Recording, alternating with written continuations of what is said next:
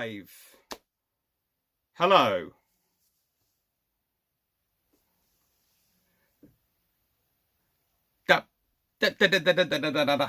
It worked.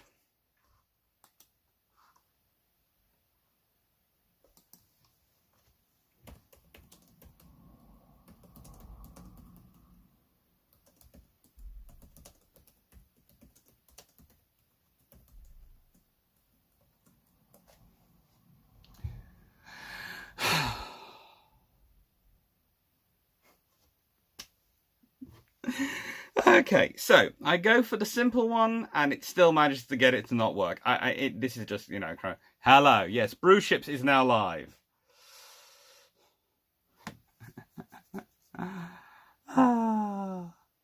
Right then. Hello. Can everyone hear me? Good. Right then. I do not know. Well, it's amazing. You know, these things eventually work. Eventually, they work. Right.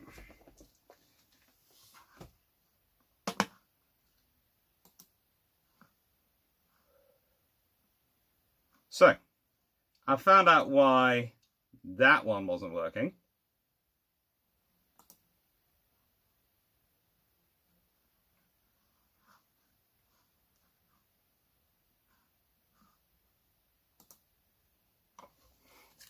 You can hear me loud and clear, and it's all now working. Yay! Bru Ships, the first proper episode of Bru Ships, is working. And, you know. Mobile just sent me this solar wireless battery.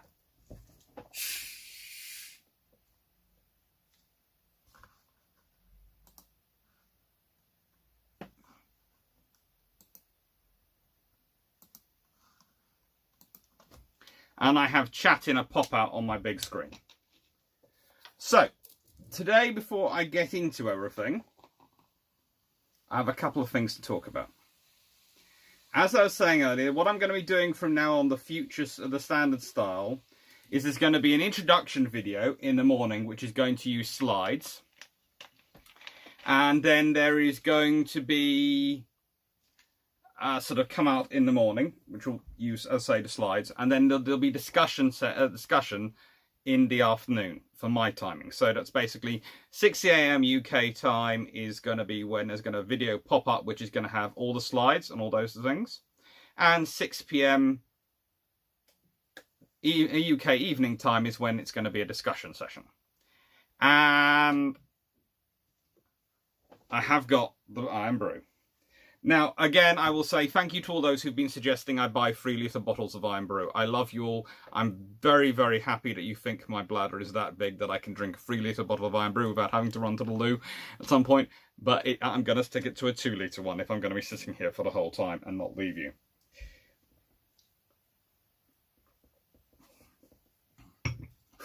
Also, hello everyone. I've been having a fun chat on underneath, as you know, me and Jamie from Armoured Carriers did a video on Operation C. David, you don't have to go to the lecture if you don't want to. There'll be me chatting and using paper slides and those sort of things when I'm in the sort of discussion one. But if people want to see... Now, basically, if you want to see the better graphics of the slides and want to have the thought, there'll be a video, so you can go to it. All right, then. Now, what I wanted to quickly point out was me and Jamie Siddell, of course, from Armoured Carriers, did a very nice, what I really quite liked, video on aircraft carriers, the debate. And I've been having some really cool comments under there and lots of nice chats from people. And I've been really enjoying it. I've also had some from a person called Anonymism, who actually does have a very cool site. I've gone and looked at some of their videos. They've got a great collection of videos on HMS Hood, but they've put together and all sorts of things. So yeah, go have a look at them if you fancy. Not many followers, don't seem to do that much, but they do chat a lot and I'll put some more some interesting comments. And I've really enjoyed getting into that one because it's made me sort of start thinking about the general perspective of things. And I know I get into that a bit. I always try and be careful of two things. If I'm saying that the Royal Navy has got something right and is very good, that doesn't mean I'm saying something is wrong. The reason I'm bringing it up is not only has I've had Animus in discussion, which has been very good and thought-provoking for me, but I've also been seeing a lot of discussion about Norman Freeman and other historians. Everyone has their own style. As you can see, I have a lot of Freeman's books behind me and over there. Norman does exceptional research. He's very quick, but he does exceptional research. I don't agree with all his conclusions. In fact, in the nicest way, if you get a dozen historians in the same room, you'll get about 40 different opinions on any subject, so that's not unusual. But what I'm saying is this. His books are excellent for the research material, but like all historians, you do have to take them with, in terms of your own analysis, your own evidence.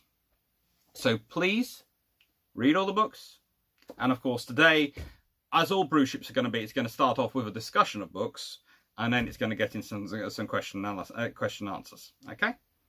But I wanted you to point out that both the stuff which has been debates which are going under the aircraft carriers debate, the comment section, because there have been some beautifully detailed comments provided by people, and I have been trying to respond in between writing a book, and you all know that the book's deadline with the publishers is Tuesday, so I have to admit I haven't been as big a presence on Discord, I haven't been as big a presence on Patreon, or as YouTube in the comment section as I would have liked to be, so please accept my sincere apologies for that.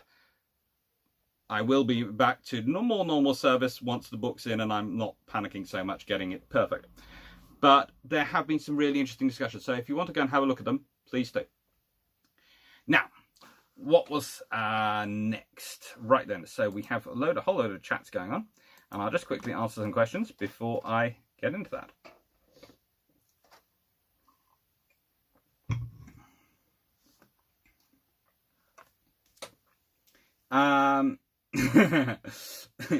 Stephen White, gotta get Iron Brew. How is it with rum? I've never had it with rum, but I know a fair number of people who drink it with whiskey as sort of half and half for younger people of Scottish extraction at parties. I myself don't drink it like that, but they say it's very good.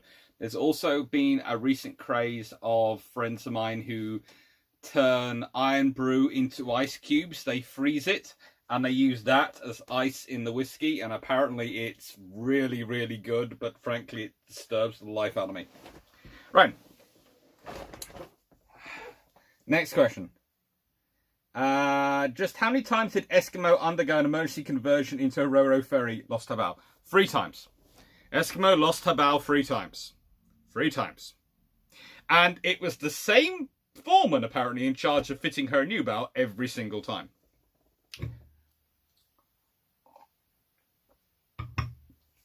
Doctor, how long does it take for navies to gain institutional knowledge?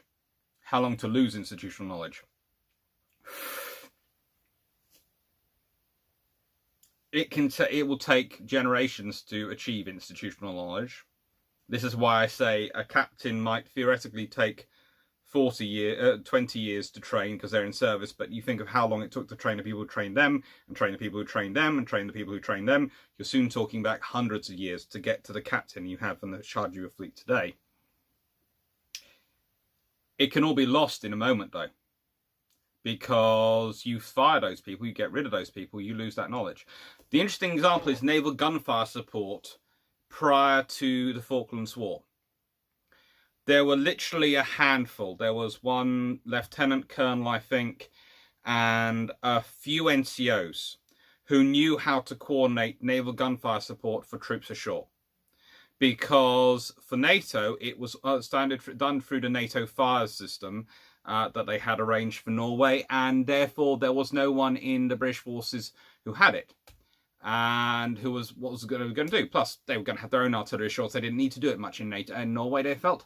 And the Americans would be along and all this sort of stuff. So in the Falklands War, there's literally about 5 people in the British Armed Forces who know how to do naval gunfire support. How to tell the Navy guns where to fire. And Michael Clapp pretty much gets phoned up by the guy who does it and goes, "Do you want me to come? Because no one's ordering me." And I kid you not, Michael Clapp and Julian Thompson pretty much have to kidnap this guy from the army base. They have to send someone to go collect him because no one's going to provide him with a lift or get him down there.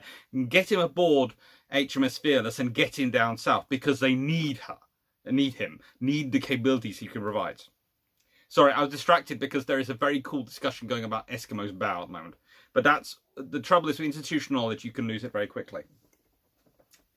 And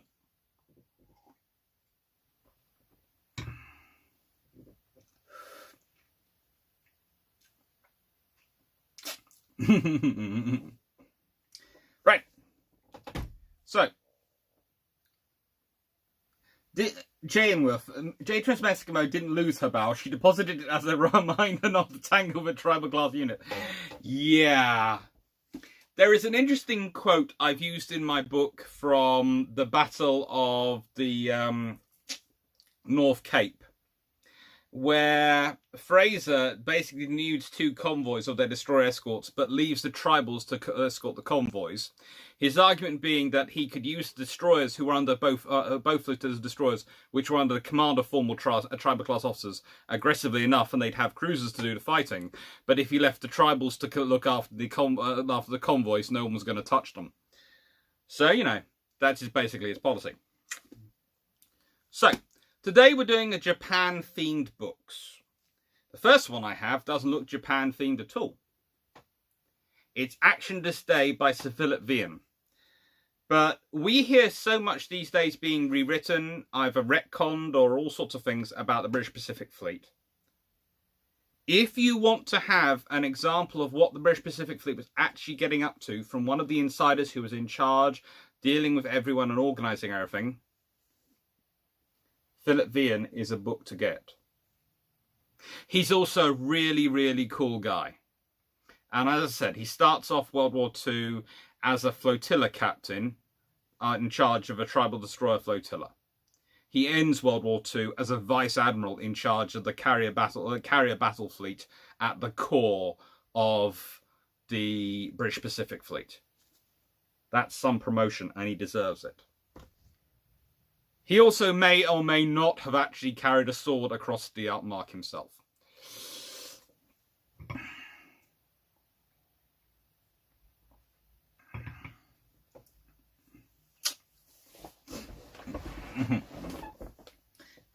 Inca, how do you spell Operation C? Operation C. Okay. Operation C, as in the letter C, is otherwise known as the Japanese operation in the Indian Ocean in 1942. And that's one of the interesting things, because it's 1942, and that can have a big impact because, you know, hey-ho. Right, next one. And this is actually published in 1969, so I'm not sure if you can get a copy that easily. But if you can, I really do recommend it. It's Zero Fighter, with an introduction by Saburo Sakai, and it's written by Martin Caidin. It's from Purnell's History of the Second World War Weapons, number 9. And it was published in the UK, priced at 50p, Australia at $1.65, and also New Zealand and South Africa. Hello, Janu. So, thank you to all the subscribers. This is a really, really good book. It's really old, and I found it. There's a little bookstore in Tavistock Market who is absolutely brilliant. If you don't know where Tavistock is, it's in Devon. Actually, it's on the Devon-Cornish border, and it's a lovely town. It's where Sir Walter Raleigh comes from, and there's a big statue, not Sir Walter Raleigh, Sir Francis Drake comes from. There's a big statue of him sitting in the middle of at the end of the market. So it's a brilliant place to go to if you're ever in that part of the UK. And there is this wonderful book shop in the covered market, and he has absolutely amazing finds. And Zero Fighter is a really, really good book if you can get it.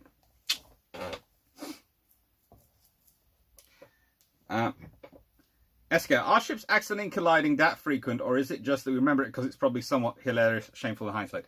The latter, but if we're talking about Philip Vian again, this is a man who gets to Admiral of the Fleet he has crashed 3 destroyers in his career. In peacetime alone. Hello, Kevin.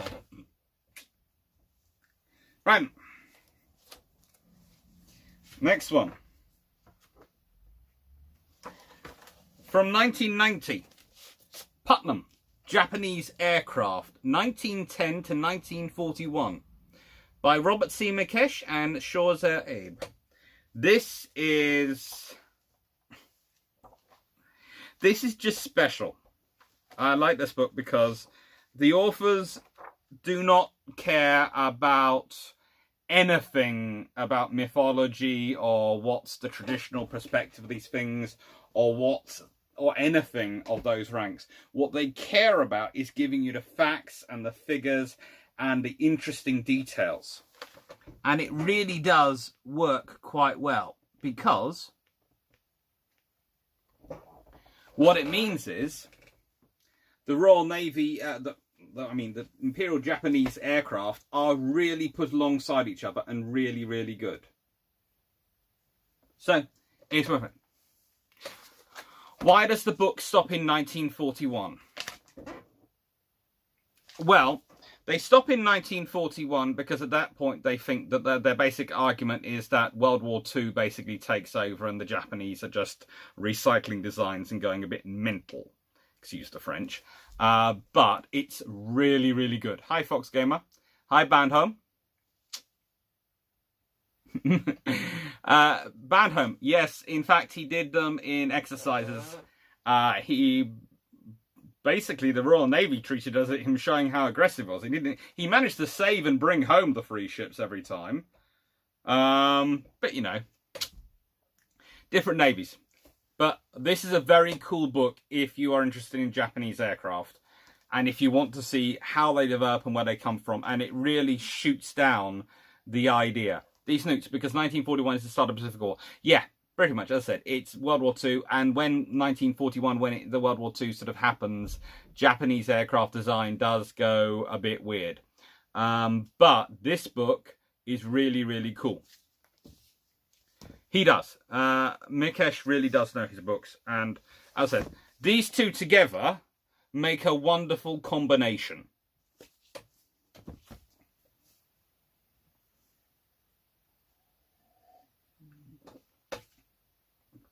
Thomas, I will ignore your mentioning of Punjabi and King George V. I will ignore it. Now, next one. And this is a Japanese themed book, but it's Warplan Orange. And I got sent this a few years ago to do a book review of, and I have loved it ever since. It's published in 1991. It's written by Edward S. Miller, and if you want to understand how the US Navy was planning for war, this is the book to read. And what I can tell you is this. There is no equivalent book written about the Royal Navy's war plans, where there should be, and possibly at some point I will do something. If no one else has done it by the time I get some free time to write it. But what is amazing about this book is that it gives you a really succinct idea of both the strategic and the tactical level of what the US Navy were planning and doing. And that's why when I say Royal Navy as plans and the American plans, and I start to talk about the differences between the two, it's how they suit them. It's not saying one is wrong and one is right. They have different plans for how and they would prosecute a war that would suit them. This is very good. When I talk about the Japanese aircraft getting a bit weird, it's because let's put it this way.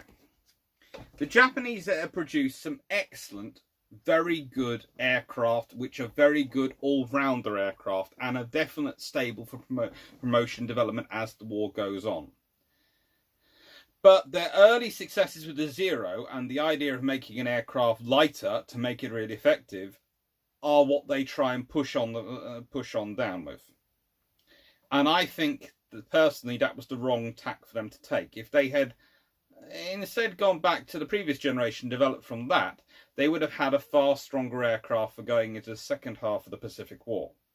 The Zero was very good, but it sacrificed everything for speed and turning rate, so maneuverability and speed.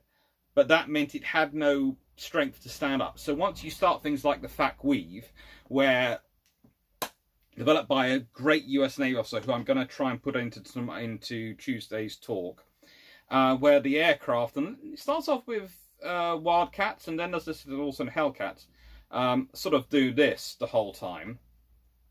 So the aircraft are constantly crossing each other. If you're a Japanese aircraft, to get in behind this one, I have to come down here, but the trouble is then there's this aircraft coming straight towards me, and I can't stand up to firepower at all. So that's the problem with the Japanese. That's, you know, okay. Lionheart X-ray. Why would you go any lighter than Zero? There is no fat to trim. That's the point, basically. The Japanese try to.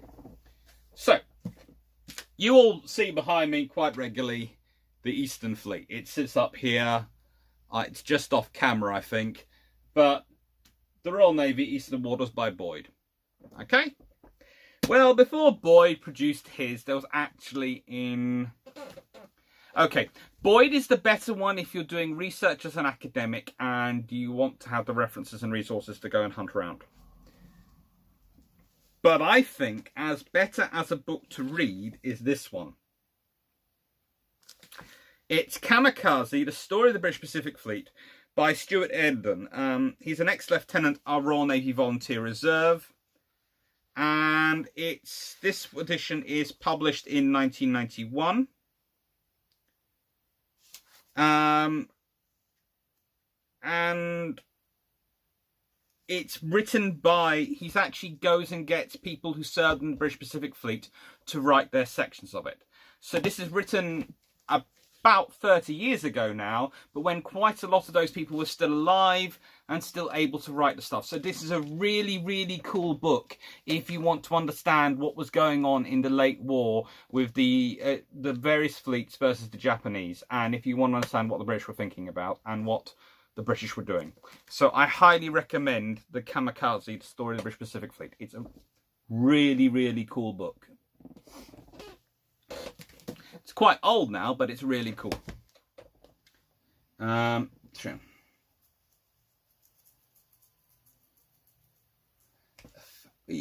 Calgan, I'm never sure where the USA thought they were going to get all the troops with their really, to invade Canada with Plan Red. Plan Red is weird. Basically, I think you have to mobilize the whole of Texas. I think that's the only place which possibly would have enough guns. And that's not me talking about the modern politics or anything that's actually talking about that period, because if you think about it, most of Texas, the cowboy state, and the various cowboy states are the only places where there's large numbers of people who work outdoors, ride horses, and use guns on a regular basis. If you're going to try and mobilize that number of troops instantly, people with those skills are the people you're going to have to call up.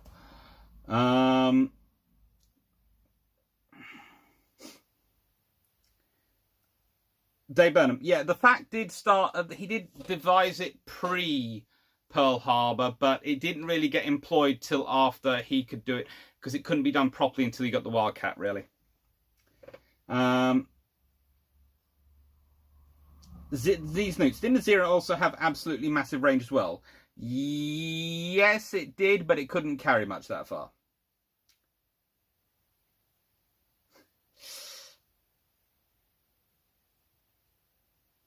Shepherd 42, yeah, from the way I understand it, the Japanese army had an obsession with maneuverability, less so than Navy designs. Yeah, that's true.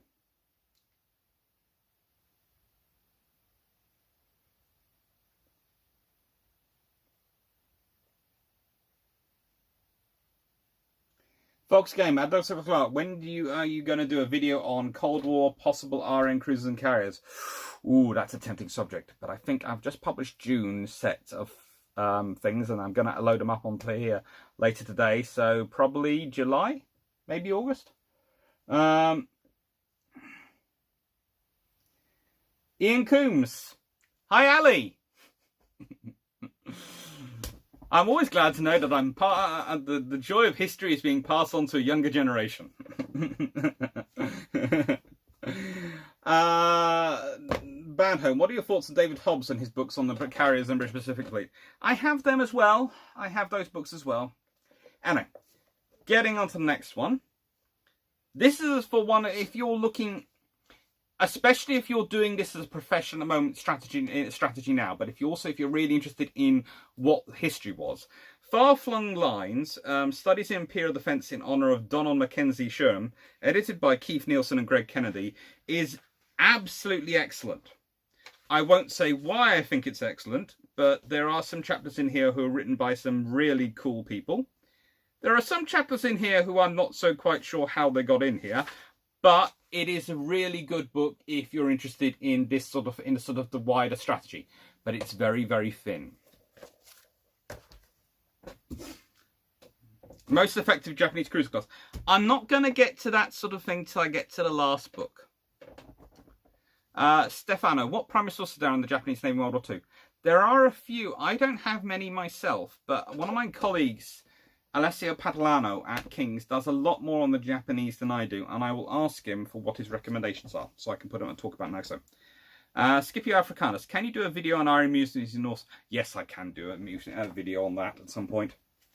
So, I always keep these two books together. Imperial Japanese Navy Aces of World War II and British Navy Royal Navy Aces of World War II. And they are just... It's just a cool book to have.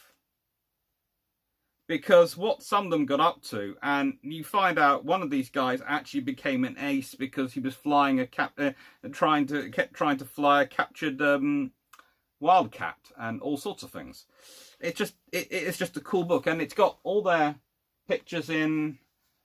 It's definitely the cheaper end of the spectrum. It's published in,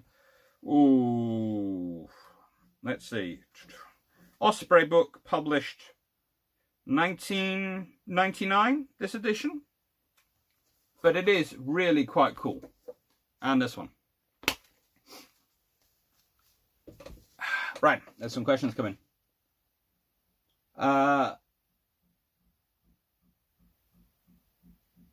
New IKB 447. Didn't the Japanese army have several ships flat tops? They did have all sorts of things. They like to be a second navy. Yes.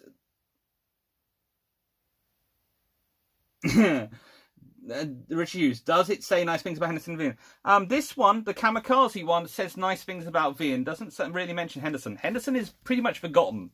You have to remember, post-Second World War, everyone's talking themselves up. The people who are already dead, they can ignore. Dr.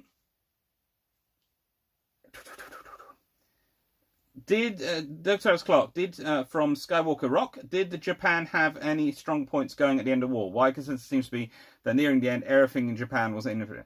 Now, Japan had a lot of good ideas. They just weren't able to really put them down into actual paper and actually build them. It's always fun. And, you know, as I said, I will be doing... There are several lives going to be doing. I'm starting to compete with Drac about the sheer number of lives and lists I've got things to do. I've got a list going into August and possibly September. Of great ideas, mostly from all of you, and the Patreons, and the people on Discord. It's just, you know, great. Skip Eric Kaigen is a brilliant book. Kaigen is a very good book. Right, so next book I'm going to recommend. And... yes, Drac Vanel. Nice to see you, Drac. This one. Now, how many of you would realise that there was a noted naval theorist who actually became President of the United States? Yep. Theodore Roosevelt. And I've got his actual book of his structure of naval diplomacy sitting around my room somewhere. But I usually give this book, when I'm talking to students about it, I give them this one because it's good in that it sets his writings in what he actually did. Whereas the book, about which is basically him looking at the British and going, this is what I'd like to do if I was in charge, is just that. This is what he said he'd wanted to do and what he actually did. It's published in 2009 by the US Naval Institute Press. It's put together by Henry J. Hendricks, and it is really very, very good. Yes, Dave Rowan, his book is the actual Roosevelt's book himself is The War of 1812, and it is very, very good if you want to understand what Theodore Roosevelt thought about naval warfare.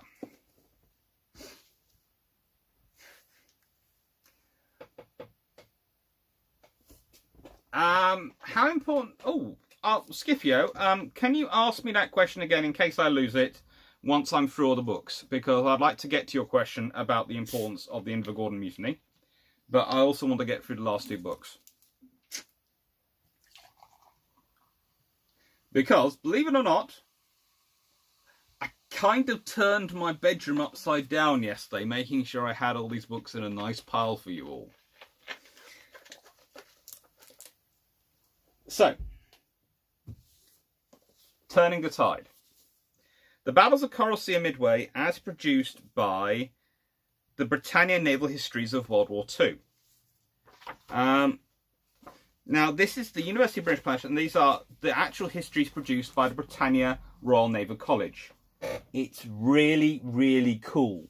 It's a really well thought out, well put together book, which has lots of great details and ideas in. And it's got, well, I know all of you like a nice map. Well, this has lots of maps in it, and lots of diagrams, and it's just basically cool. So if you can track it down, this is a good one to go for. And finally, there was a question about cruisers and all sorts of things. Well, if I'm hunting anything about the Imperial Japanese Navy, and I am starting off by doing a general research on the books to try and find out, before I go to Wikipedia or Google or anything like that, and occasionally sometimes I do have to go to those sources because you can't find anything, I go to Mark Stale's book, which is the Imperial Japanese Navy in the Pacific War. This is lovely. This is one of those books which you just enjoy reading because it's well written. It's got all these fact sections. So if you want the facts, you can get just the facts, but you can also get the story. It's got beautiful illustrations, absolutely beautiful stuff, and it's just a lovely book. Harvester Solo, hello. Hello everyone. So Stefano, collab with Drac and Fanel soon. Well, me, Drac and Jamie do a collab a collaboration every Tuesday morning where we chat away together, and it gets turned into it comes out the following Wednesday as the next new episode of Bilge Pumps, the podcast series. But I have a feeling if we keep talking about it, we've got a lot of ideas of various joint videos and things we might do together, because we have found sort of our geeky friends. It's a brilliant seriously. The Bilge Pumps is literally just non-stop geekiness, having fun and looking at the current events and applying history to it and doing all sorts of stuff. Jerison, Mark Stale is definitely okay. At my level, I still find it useful. I wouldn't call myself entry level, but I have to admit, if you want more detail, you go to the specific books on topics. But if you want a good overview, which gives you a lot of interesting details about these books and a lot of the facts about them, this is very good. And it gives you also a very nice narrative to follow. That's one of the things. He puts the narrative in properly. Greg Stahelski, talking of Bilge Pumps, audio last time was difficult. That's interesting, because it gets edited by both me and the SimSec team, and it seems to have turned out okay as far as we've heard it. But if there is some issues with it, please do comment and we'll have a look into it.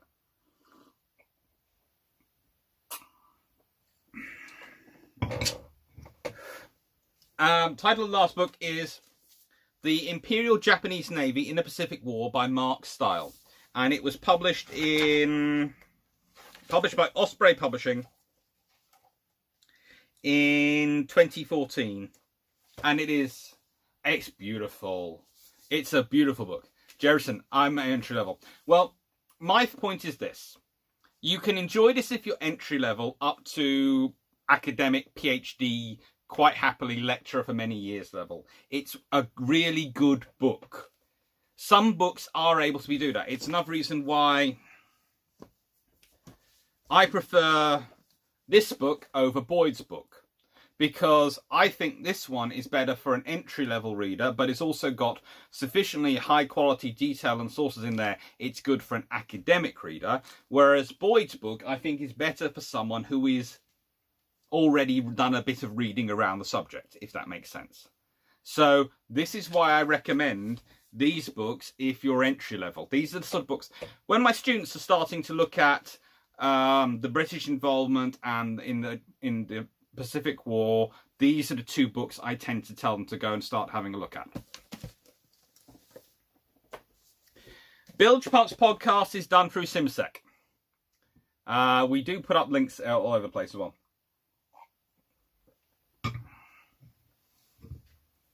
Ron Shield, how about Japanese Cruisers of the Pacific War? Monster book and very detailed. It is. It's beautifully detailed, that one. I have to admit, though, my copy is currently on loan to someone. But I do go around and collect all sorts of books, and, you know, this is one, not Japanese themed, but one I quite like. It's Peter Young's Commando. And if I've got a friend, one of my friends particularly is on here, they will want to this. It's published in 1969, so it's the same as the Zero book. And it's really, if you can get a copy of it, please do have a look at it. Also, I did mention this a few times, but this is my very battered, very well used version of Michael Clapp and Ewan Selby Taylor's Amphibious Assault Falklands, which I got when I was 15 years old. So, no, 14 years old. 12 years old, actually, I think it was. Now going back. So 21 years ago, which is slightly scary to think about. This book's older than my dog by a long way. But it's actually, I think, I'm not sure if it was new then. Let's see.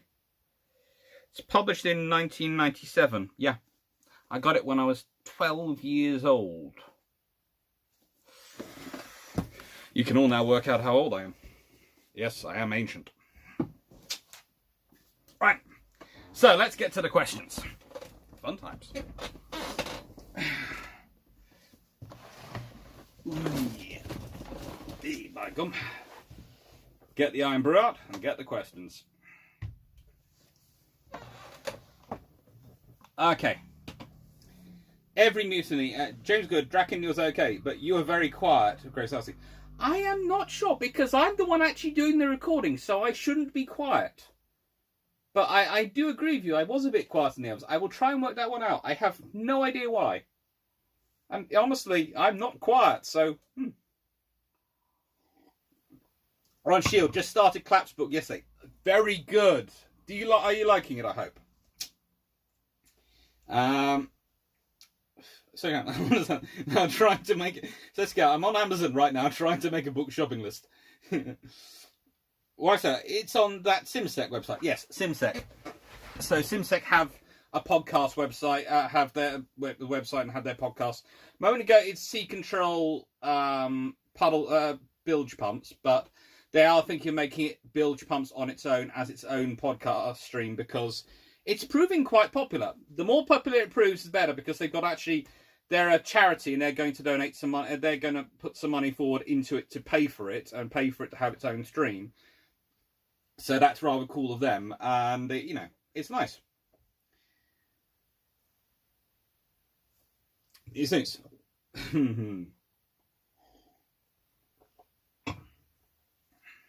Dan Jerison and Doris Clark, I have a very great knowledge of the war, but terms and campaigns in the Far East, I'm only really familiar with Burma and want to broaden that what campaigns I know. Well,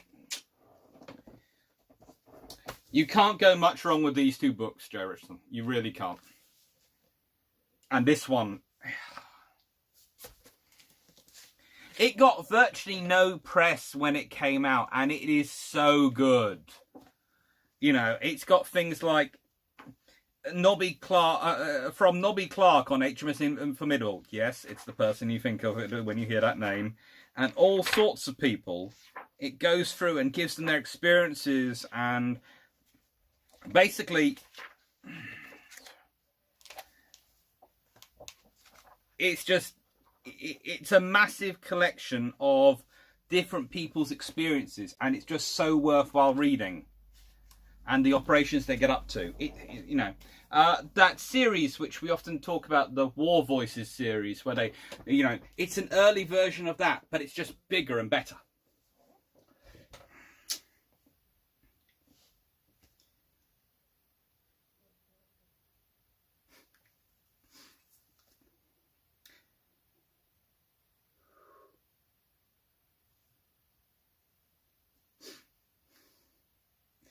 Stephen White, first book I read, very young, was Admiral Samuel L. Morrison, War in the Pacific. How's that book holding up nowadays? Haven't seen that book in stores.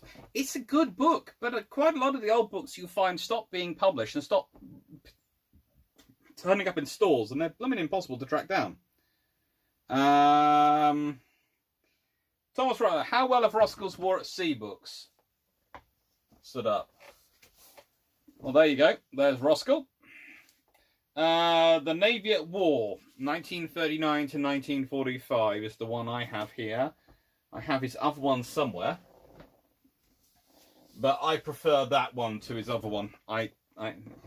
You'll have when you're when you basically read these books semi-professionally, you do start to get sort of funny habits, and you go, I prefer that one to that one, and that's it, and that's what you stick with. And do please apologise for the mess in the corner. It's a bit of, you know, joy of life. Right. So.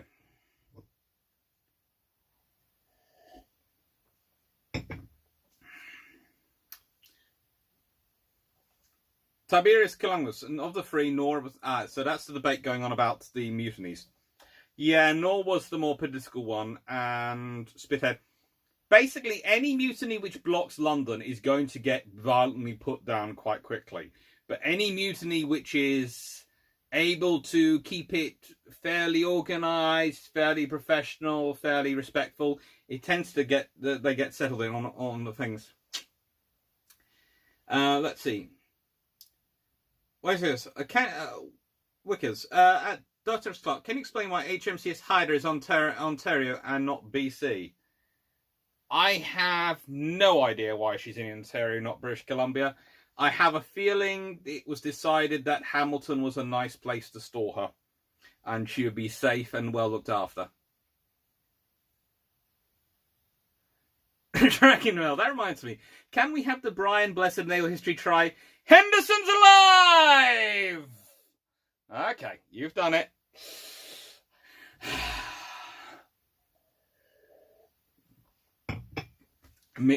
Seriously, Drac, me and Jamie have way too much fun doing that podcast. Way too much fun doing a podcast.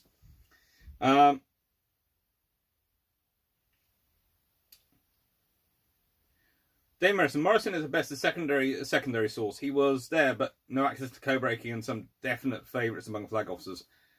There's always definite favourites among flag officers, but, and the point I always make, is everything can add context and colour, and sometimes it's useful to have it, because, okay, let's say you read a book written by someone there, and it's got obvious gaps. Well, in such a case, usually what the person does is they want to fill in those gaps. So when I want to make my students read stuff, and I want to start them off inquiring, I will set them books like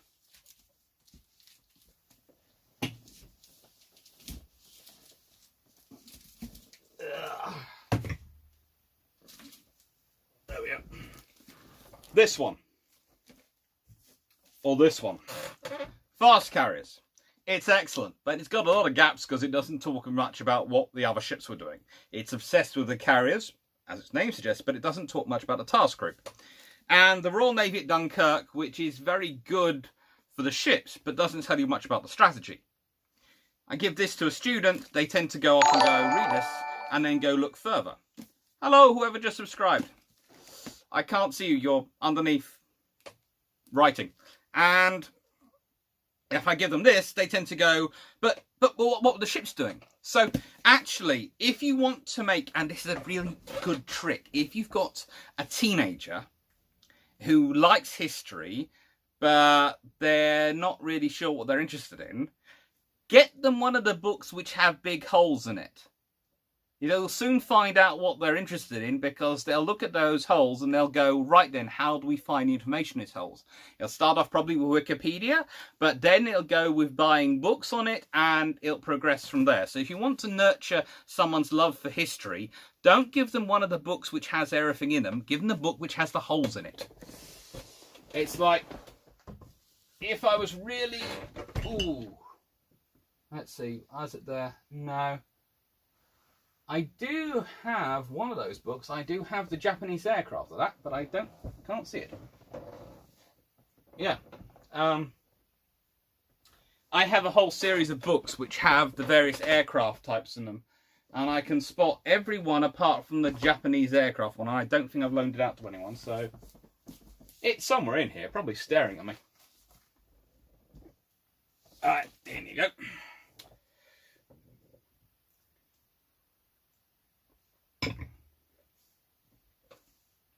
Skipper O'Connor. Okay. So. Stephen Cross. Question, read the IGN and damage control. Was their training just bad, or did it have to do with the construction of their ships, or a mix of factors? Well, my favourite video by Drac, which is on the Tayo aircraft carrier, really does go into this quite well. But it's a mixture of the two. It's training, and it's design,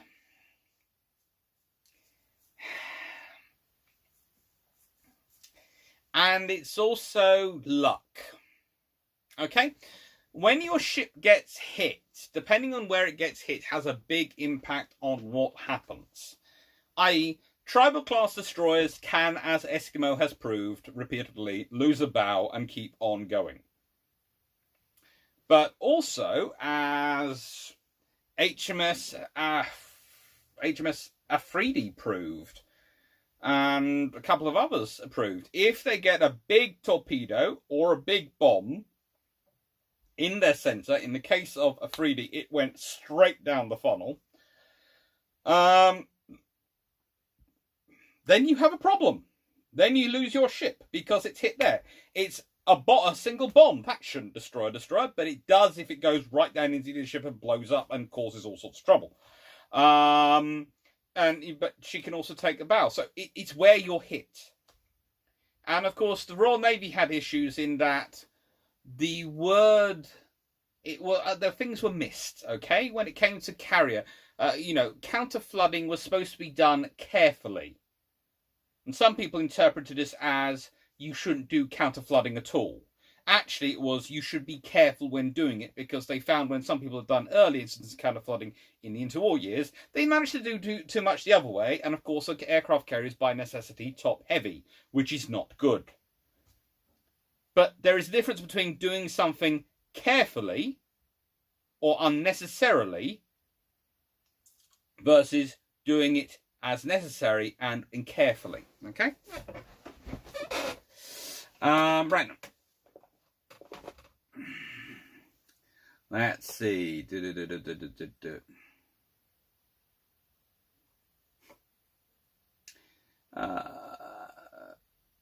Question.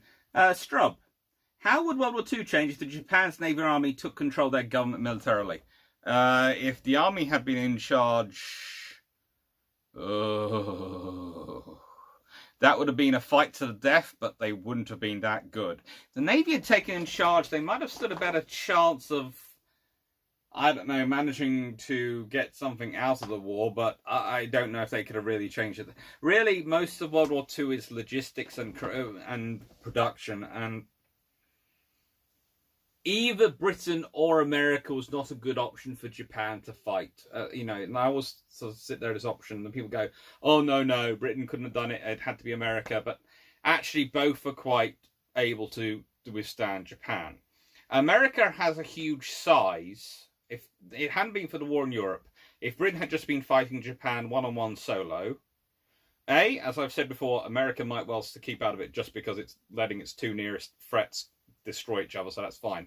But because the British Navy is that much bigger, has that much more infrastructure around the world, and that much support thanks to the Commonwealth, plus whilst all its infrastructure and its production facilities are the other side of the world from Japan, they're also the other side of the world from Japan, which means they can't be taken out so easily by Japan, would actually enable it to build up resources, because it actually has more factories, it has more shipyards, it can produce more ships, so it can outproduce Japan, and it can get the stuff out there.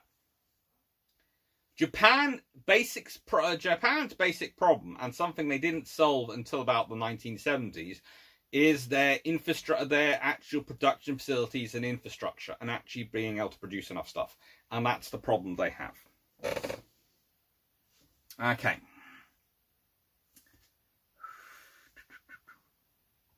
So, you know, either way, it can't really change it.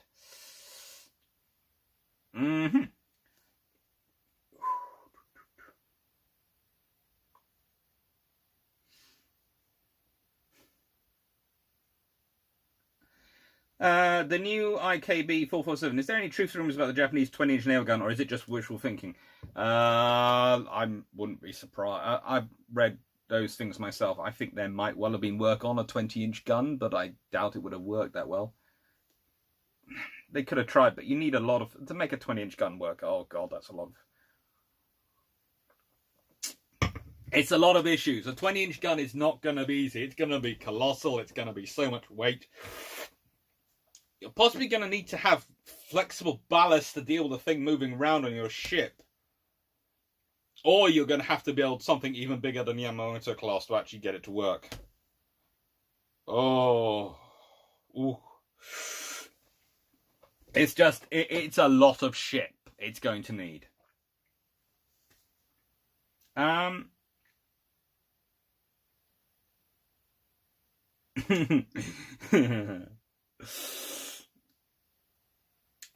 Michael Rose, first time I haven't gone to Amazon after Dr. Larker's recommended books, although that's only because I've already bought them. Good for you.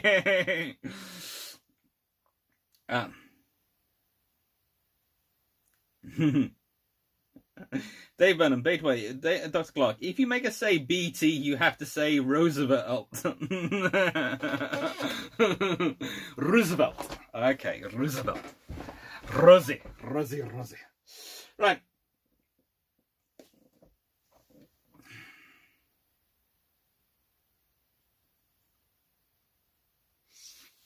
Okay. Random. I'm just catching on the questions slowly. Greg Sowski, Eskimo just lost her bow again. Quite possibly. Let's be honest, she's quite quick. Yeah, Dave Ken, good point. My young readers, my interest in American Civil War was through Bruce Catton's histories. And guess what?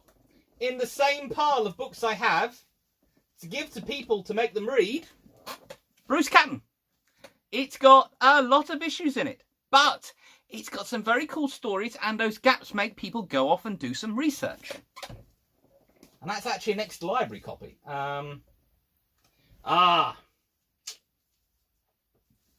Yeah. Spotted. Ay, caramba. There we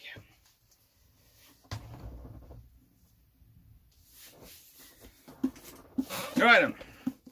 Cambridge History of Warfare. It's another great thing of one, if you want to make people read, you give it to them. They'll read it. They'll absolutely find it so annoying because it has so many gaps in it, and they will go away and do a lot more reading and searching themselves. It's produced by Cambridge University Press in 2005. It's a guaranteed way to make people read.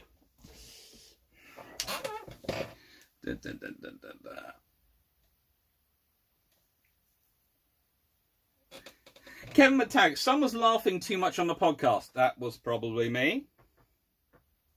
Although Drac was also... I think we were all three of us were laughing.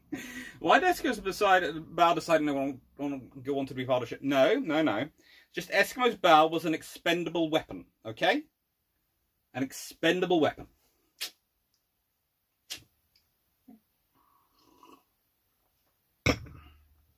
Okay. So...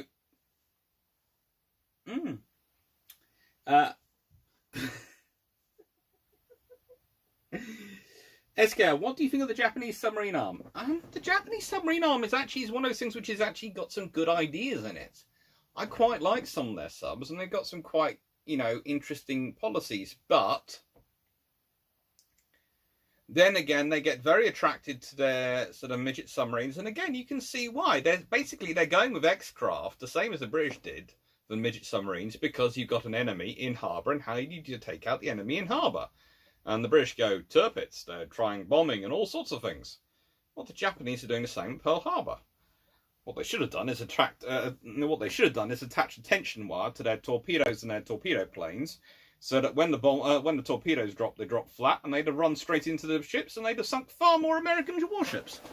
And if they could have then done that at night, on let's say Friday night, when half the American crews would have been pished, they could have been really, really happy. Sorry, that's me being a bit cruel, but do you think should the Trailbus have been built with detachable bows? It would have made for quicker reconstruction. Rather like most ships in the sort of the Age of Sail. If you consider in the Age of Sail, when you most of the bows, the speedy that part is actually extra stuff built on top of the ship, onto the ship's hull structure, rather than actually being part of the structure itself. So in an Age of Sail, if you lose your bow, you haven't lost really anything. So, again, that one was. And I think Drac mentioned that as well this morning in his latest version of Dry Docks, from memory. But I remember thinking, I'm sitting here, I was reading about 3 books while listening to it and going, just read that in the book in front of me, and now Drac is Drac reading the book at the same time? It's like the other day he had knitted up his beard. I saw on his dry dock, and I literally just knitted up my own beard, and I was sort of going, we're spending too much time talking. We're turning into each other. Okay. Salam Shaken, Dr. Clark, did you buy all those books at actual physical bookstores or online? Okay, I bought... Most of these books I have actually bought over the years online, or have been sent to me to review, but that's most of the modern books come from online world or from the review world. Some of the older books do come from Amazon, because honestly no one else is going to stock them in the entire world, because they're that rare, so if you try tracking them down, it's blooming impossible. But I also get a huge number of my books from a very nice guy in Tavistock, who runs the bookstall in the enclosed market there in Tavistock in Devon. If you're ever in that part of the world, I do recommend going to Tavistock and going to their bookstore in the market, because it is amazing what he finds. He is this lovely sort of amazing book dealer who has been doing it for goodness knows how many years. And what he doesn't know about books, I swear he reads every one before he actually puts it up for sale. He really does know his books, and he is absolutely lovely.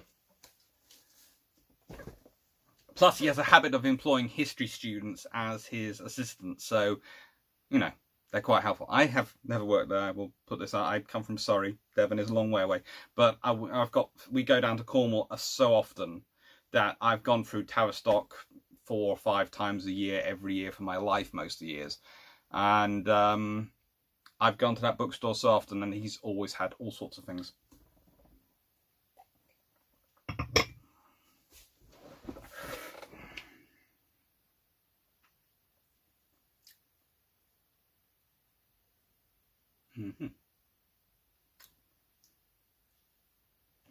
Steam Cross, wasn't the army basically in charge anyhow? The Imperial Japan was crazy military with a country attack. The army was very powerful, and this is one of the reasons why I'm having trouble, because I've been doing more and more reading, so I've kept going back and editing my Japan series post the first one, and that's why they've been delayed in recording. They're going to get recorded probably some point this week after the book's in, because it's been editing them and then record and then working on the book, and then it's time to actually record them. And recording the introductions has been more important. Jerison, Dr. Scott, redacted repost. I had this excellent illustrated book that had World War II campaigns progress by date. It was very basic, but great illustrations of tanks. Oh, cool. Planes and ships. It wasn't basic, but not in depth either. It had enough information for you to get the idea and left you the taste of, yeah. That is the thing. That is the good book. A good book has enough information that everyone of any level can get something from it. It's very carefully what I'm trying to do in my own book. Very carefully, because I want it to be able to read by everyone and everyone to find it interesting and useful. And that's one of the reasons why it's so difficult to get right. In fact, this afternoon it's had a chapter cut, because I'm going to put those words elsewhere to make other things work. It's fun times. Nightcam production. There was an attempted army coup on the final night of the war in the Imperial Palace. It, however, failed. Yes, there was, and it did fail. Nicest way, eventually the Emperor can sort of tell them to know. Dave Venom, not aware that Japan planned for war against the RN. I assumed that the main enemy was always cross. No, they planned for war against the RN as well. They did. The RN was just as big a threat, and the Japanese realised it. In fact, the Japanese... It's kind of interesting. The Japanese felt they could do a quick war to defeat the USN, but if they did that while the RN didn't have a war in Europe to fight, then the RN would just turn up and beat them up. So basically, the Japanese could only launch the war they did in 1941. It only became viable when the British were committed enough in Europe. So, the Japanese war with the Americans probably wouldn't have happened if there hadn't already been the war in Europe. That's it. That's the reality of global warfare. Okay? There are two massive powers. Japan reckons they can take on either one as long as the other one is distracted. But if they find themselves in war when they're fighting both those powers completely unmolested together... Ooh. And that's the other problem. Remember what I said, that the Americans might stay out in any war with Britain versus Japan? They would probably pile in, because if the British beat Japan on their own, then the trouble for the Americans would be the British would have an increased role in the Pacific, which could supplant them and their role in that area. So therefore, they would have to get involved. So in a nicer way, any war between Britain, Japan or American Japan, the other major Anglo power has to get involved. Okay. Jeff Beeler, have you read much John Lundstrom? Yes, I have. I'm not sure I'd agree with Essential. I've read it, but I picked out these books for a reason. I went through all the books. But I picked out the ones I like, and the ones I think are good. And the ones I don't think get enough attention. Sheffield 42, Dr. Smart, Japan still has unique infrastructure problems. It's why their MBTs have to be considerably lighter than others. Yes, but that also means they have an unfair advantage, because you think about that, if you take your MBTs to Japan, you're not going to be able to get them many places.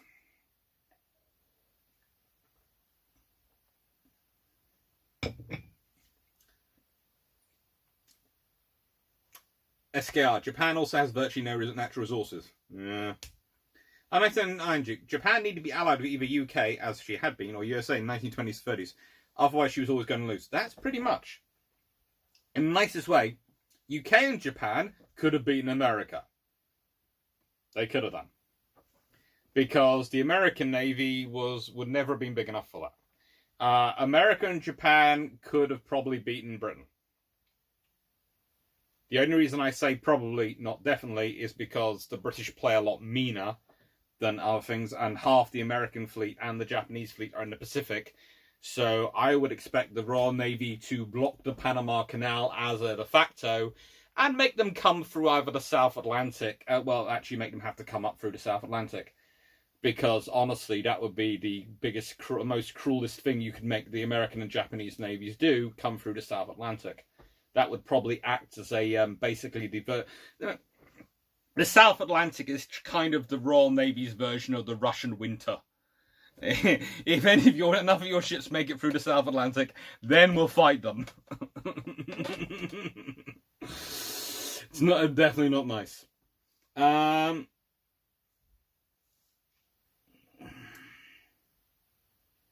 Sam Shekhar, being half Japanese, hearing Doc mispronounce Yamato as Yamamoto cracks me up. Yeah, I am sorry. My language's pronunciation gets worse as the days go on, basically. I'm okay in the mornings. By the evenings, I'm just, not bothered anymore. Just going, you know what I'm saying, that'll be fine. Paul from Chicago, wait, is it BT or BT? It's BT. B-E-A-T-Y, BT. It's kind of like TT, but with a B instead of the first T.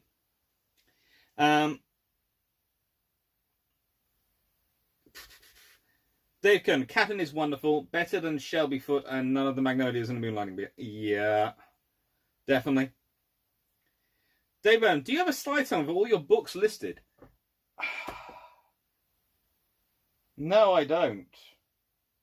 I don't actually even have an Excel spreadsheet with all my books listed. I really should have something. I know where all my books are in my head, and I tend to be able to find them quite quickly. It's like, right. But I am quite honest in my book reviews, and I get sent a lot of books for book review, and this causes fun sometimes. This is one of the books I was sent for book review. Okay? Now, please bear with me. Because I realise this is the dullest looking book on earth from the cover wise. It is incredibly dull. And everything inside is black and white. And I actually wrote a review about this where I said, I love the writing because I do. I love the research because I do. They have brought a beautiful story to life. But whoever was the publisher who designed this book got it so wrong. Because a book like this, it's No One Avoided Danger, by J. Michael Wenger, Robert J. Cressman, and John F. DiViriglio. And it's Naval Air Station Kano Bay and the Japanese attack of 7th December 1941.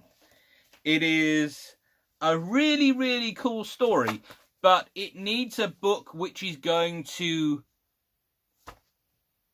attract attention. It needs a cover which is going to attract some attention. So it's a really good book on the inside, but it's a terrible cover.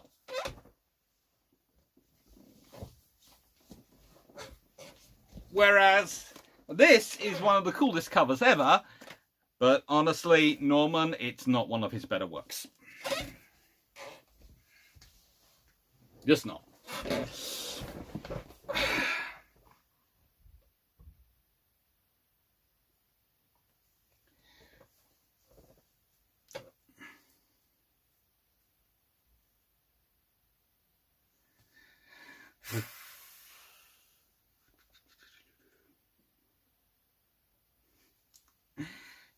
Samuel, noticed a while ago you have Douglas Room's Battlecruiser. Always thought that and The Greatest Enemy were some of the most immersive, convincing books I've read. Yes, it is. Yeah, it is. It is a very good book. Douglas Room, it's about a battlecruiser Reliant, which of course doesn't exist, but it's Renown and Repulse's sister, third sister. And it's a really nice story, and it's a really nice idea. Right.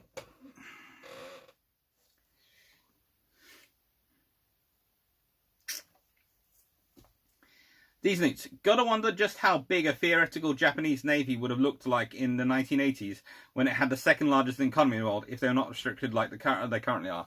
Are they restricted? Listen to Bilge Pumps episode 1. You'll notice they're not being that restricted. Bilge Pumps episode 2, we get worse. 1999, Schleppy 42. But Japan's war with China pushed them into war with the USA because the USA, for reasons best known themselves, thought China might have to be all. No, it's not. America don't care about China pre-World War II. Please don't think like that. The Americans care about their interests in China, like the British care about their interests in China. Everyone cares about their interests in China. And it's like when people tell me that America wasn't a colonial power, I sit there and laugh at them. America has protectorates, not colonies, but it's pretty much the same thing. And in the 90s... Hello, subscriber.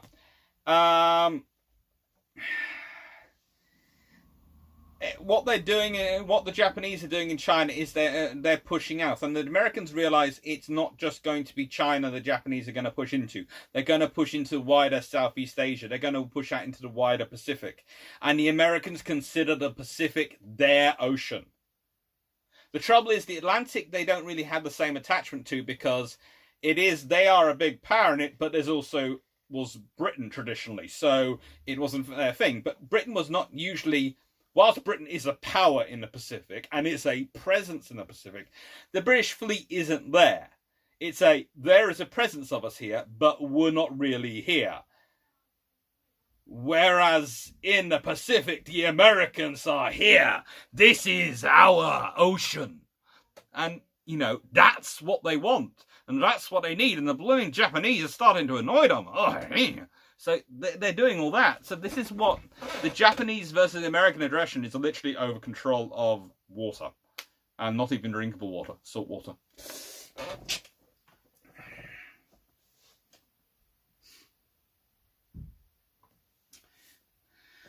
Strub, so Tuesday is D-Day for the book. What's the next step from the book? Printing or another edit? It should be going through the final edit. I.e. the pictures added in. I've been having trouble getting the pictures together. And then it should be being printing and published in November, December time.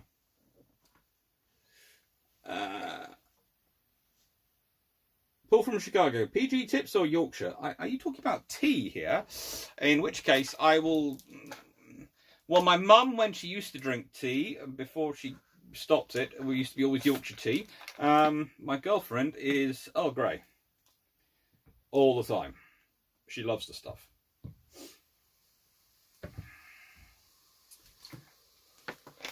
As you can see, I'm the unrefined one in the group. I'm the Iron Brew guy. Jeff Beeler, detailed criticism of Shattered Swords and Horn Fisher's books. Not today. I'll quite happily do them in the future, but not today, because those are ones that I would like to go into properly.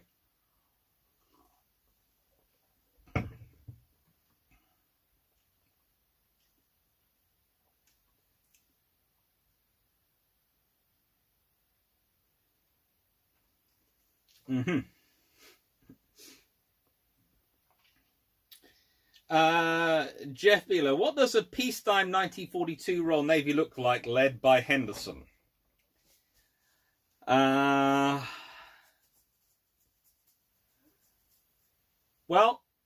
it has about 6 new carriers, possibly as many as 7. Which are mostly of the armoured type, but it also has Ark Royal, and actually will have Unicorn as well, so it has 8 flat tops to call on. It will have had the Tiger-class battleships, possibly have got rid of the battle cruisers, because the fast battleships will be assuming their role in terms of escorting and reacting with the carriers. It will have a lot more town-class style 6-inch cruisers, whether they're crown colonies or what variation of the successors they are.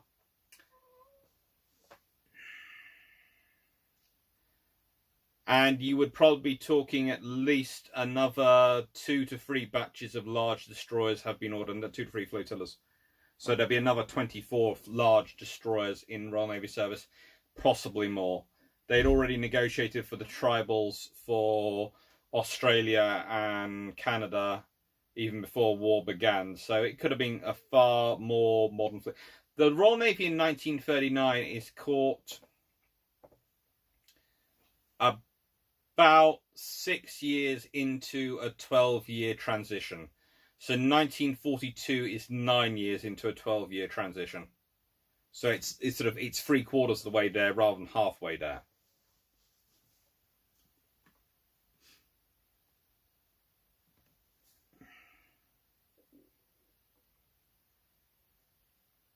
Edward Cully, your opinion on Town class. Did she differ from other cruisers in terms of armour? And what will the effect on forward arrangement? Tone class, I'm presuming. Sorry, I read that as the Town class, but I'm presuming Tone class. Well, what you're always doing when you're looking at these things is go, right then, to a book and have a starting point.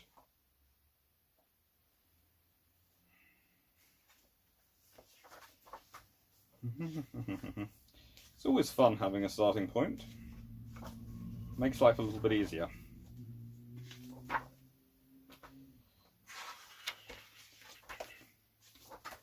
Your class. It wasn't exactly an attack class. Yeah, Organis. Was cute. Tarn class.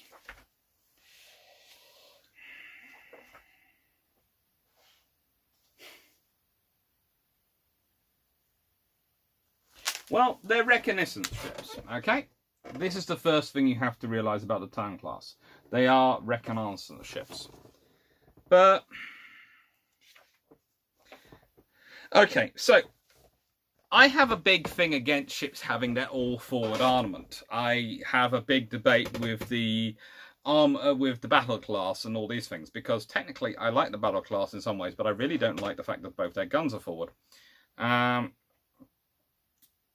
But I can understand why. In this case, and the point I was making is it's operating aircraft. The biggest danger to aircraft sometimes on your ship are your own guns. So therefore, having your aviation facilities aft and your guns forward makes sense. You know, if we're talking about the French Dunkirk class, exactly the similar policy. So I can understand why, but it wasn't how I would build a ship. I'm especially not sure about the whole, you know, they do one super firing, then another one, then another one. That just seems weird to me, but we'll leave that to one side. Okay. Do not know, but I can understand it. I just don't necessarily think it's a good idea. And in terms of armour, no. They're reconnaissance cruisers. They're heavy reconnaissance cruisers, and frankly, I'd have concentrated on building a light cruiser for the role. I really wouldn't have tried to make a heavy cruiser for it.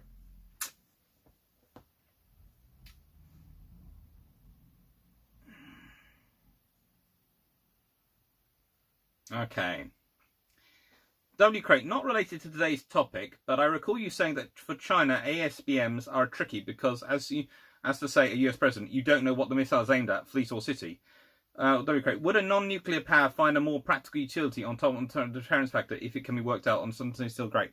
Uncertainty is still too great, but also then you have the accuracy factor. Okay, if you're using a anti-ship ballistic missile and it's going up, boom, boom, by the time it hits the target, because the range is going to be so great, so even though it goes faster, right, and the distance has got to travel so great.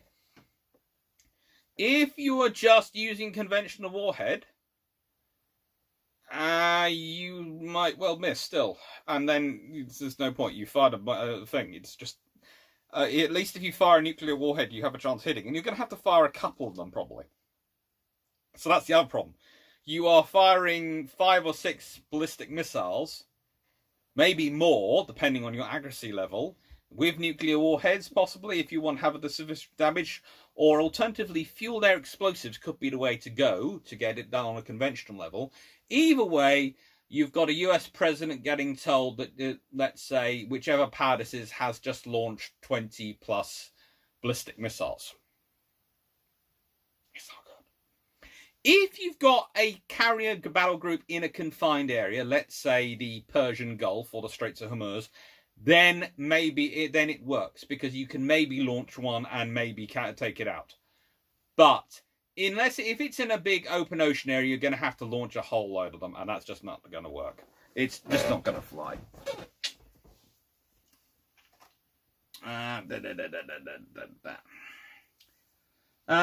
Vice Admiral Nelson. So, always wondered, why did Japan not strike against the Panama Canal in 1941? Would that not have crippled the USN? That would have been sensible, but it's like landing troops in Hawaii. It doesn't seem to occur to them. And honestly, that would have been a sensible idea. If you could have followed up your 4 strikes of flight carrier aircraft with troops landing in Hawaii, have one of those airstrikes take out the defenses, and then landed some troops in Hawaii to take in Hawaii and block the Panama Canal, you would have pushed the Americans back to San Francisco, to the other side of the Pacific, and have bought yourself 6 to 12 more months, probably. Probably would have changed the outcome of the enemy. It could have made it a whole lot interesting. And there would, of course, been amphibious assault Hawaii, which would have been terrible for the civilian population, but would have been great for American movie makers.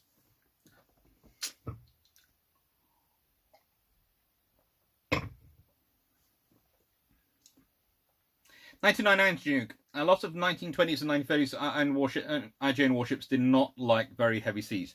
No, which is why the South Atlantic is the Royal Navy's version of winter. Strub, is the reason the British did not base major fleets in India due to lack of support or political considerations? They would have been based on Ceylon, not India, more than likely. And mainly it's due to political considerations and infrastructure. In political considerations in terms of having the ships, they have already got the facilities, etc. So it's political considerations in the UK. The costs of building the facilities to support those fleets would have been the big issue. Internationally, they could probably got away with it. In fact, internationally, if they based the fleet in the Indian Ocean, they would probably have caused a few minor upsets, but they would have got away with it quite happily. But domestically, it would have been very, very interesting to try and swing the cost.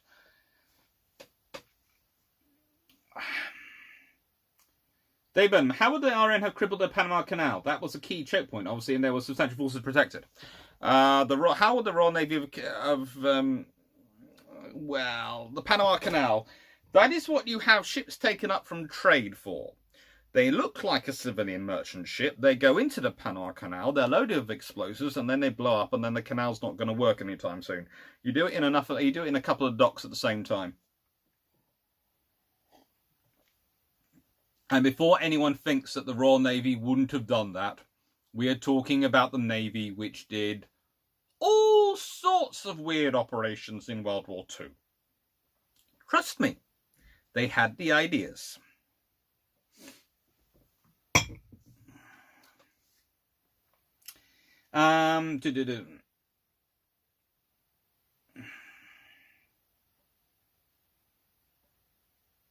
Edward Charlie, your opinion on the Tone class, how did she differ from... I've answered that one. Ian Carr, with you and Drac on channel, is it Dido or Dido?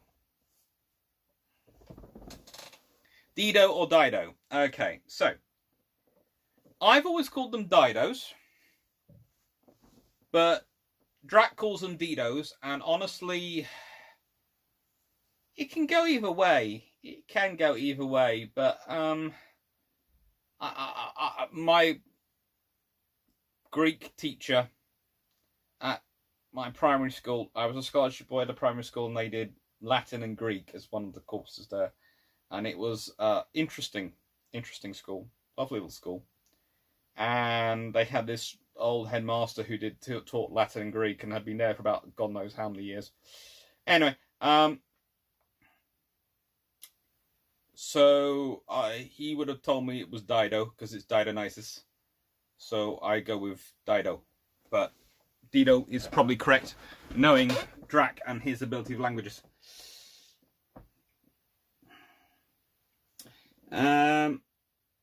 Jane, do not judge a book by its cover. I was telling you not to. I was telling you that the book is very good. The cover is terrible on that. The book is very good.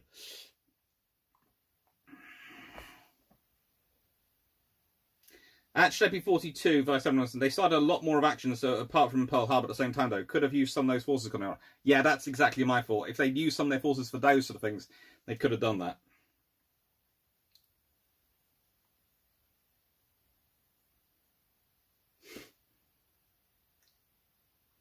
Kevin Matang, also as American, what began the Falklands War? Why did the UK care about these small islands in the South Atlantic?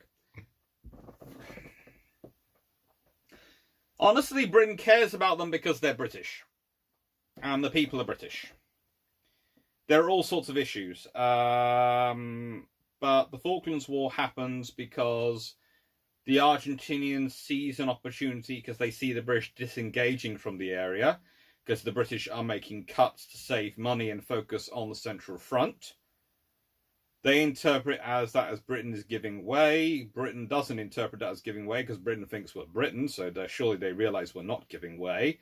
The Foreign Office would possibly have liked the problem to go away, and then they invade and Britain goes to war.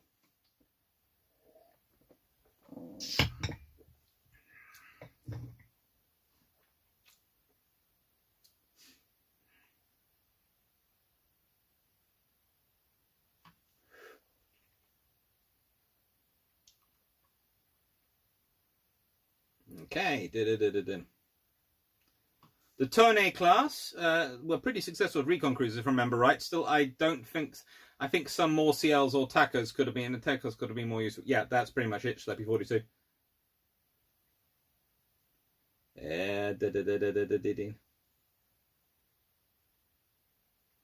Seacross, Tiger class battleship. I assume you mean the Lions, right? Yes, I do mean Lions, but I also was thinking about the Tiger class cruisers. I was thinking about all sorts of... I had the two things running through my head. Joy of dyslexia. Sometimes it does play me up fun. Daniel Freeman, Inca. I always say do. And that is what everyone says about the opera do and the Nemesis. And the classical character that I heard. Ah.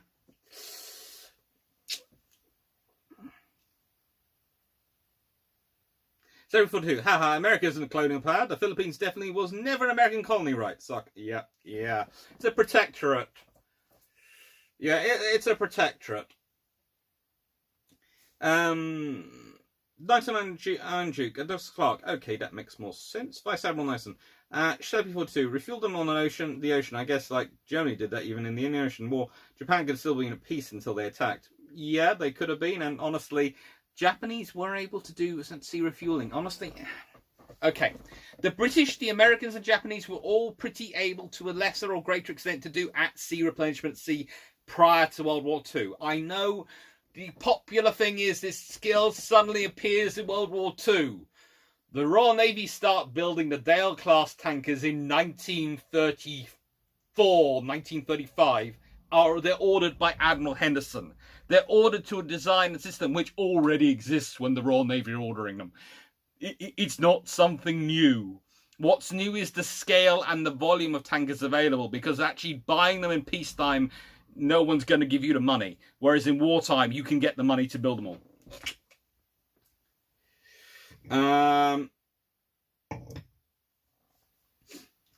Daniel Freeman. I will not read that out. You would get killed by my girlfriend. In fact, she is watching this and reading the messages from her home. So, Daniel, if you can, lock the door and make sure it's well secured, okay? Suggesting Earl Grey tea is in any way bad is not good for life expectancy. Escal and Daniel Freeman. There's some reasonable sources for a country scale I've read that sources they had could exploit were really very minor. That's why they needed Manchuria so badly.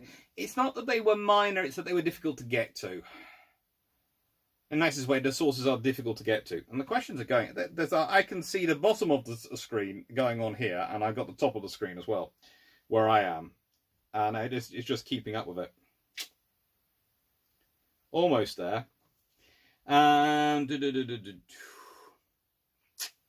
Menaman, can you talk a bit about plans on trade introduction with surface ships in war against Japan, and why nothing was tried even late in the war? Okay, Neni Ain. Oh, you've got your name the same way. It's a mirrored name. That's cool, but I'm now not sure how to pronounce it. Nenia? Ania? Okay, can you talk a bit about plans? Well, the trade restriction.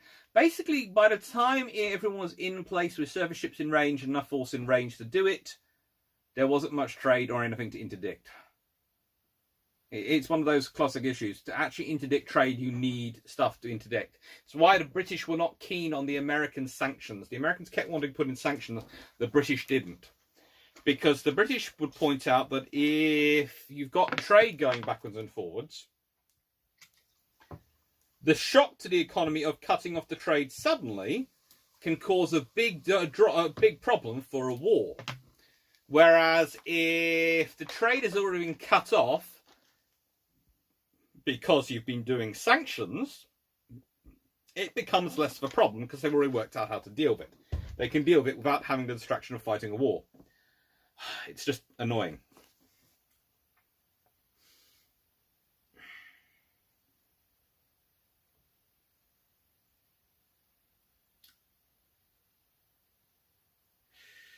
Inkar, how heavily built were pagoda masts? They must have been a big consideration with respect to stability. They were really annoying with respect to stability. They weren't as heavily built as they probably needed to be, considering all the things they had to survive, but they were really, really bad for stability. Hi, Doug C. Thank you for subscribing.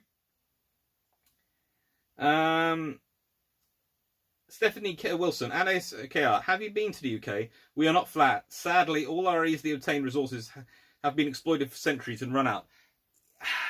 Okay, again, with the UK.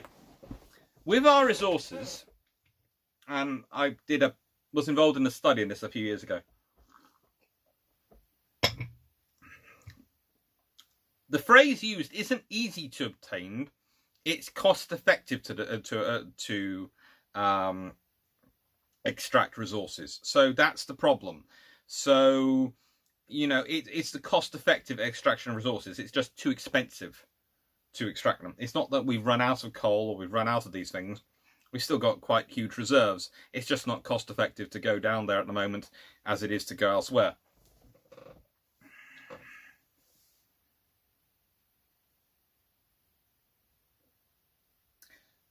These newts, cursed idea. All forward aircraft carrier. The front of the ship is a normal aircraft carrier and the rear is all guns. Do not go there. That sounds... theoretically could work, but honestly you would need to be so careful with things and... oh, God. Yeah...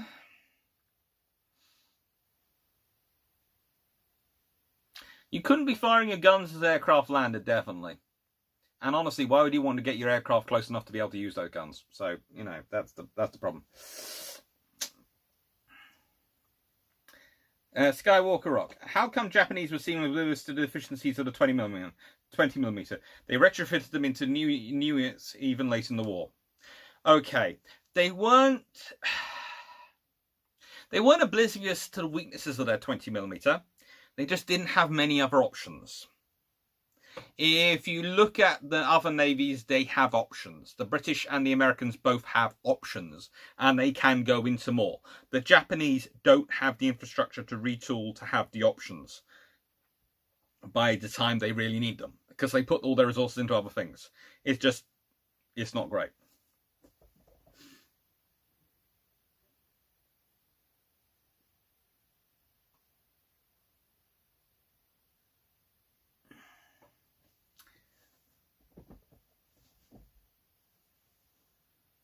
Jeff Beeler, I see modernised Repulse joining Renown and maybe Hood, and only 5 King George V, 4 Lions, 5 Illustrious, Ark Royal, Glorious, Courageous, Unicorn, more Towns, Tribals. What design of standard DD then? If Henderson had been in charge, the standard DD would have had the 4.5 a lot earlier.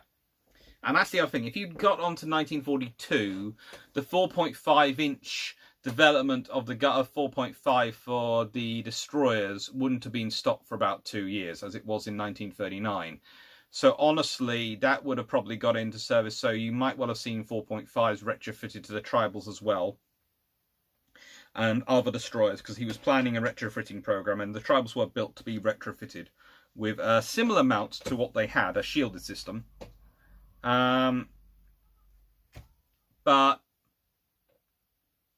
they would have had the 4.5s, which would have given them high range. So they'd have actually been far better out of AA systems than they were.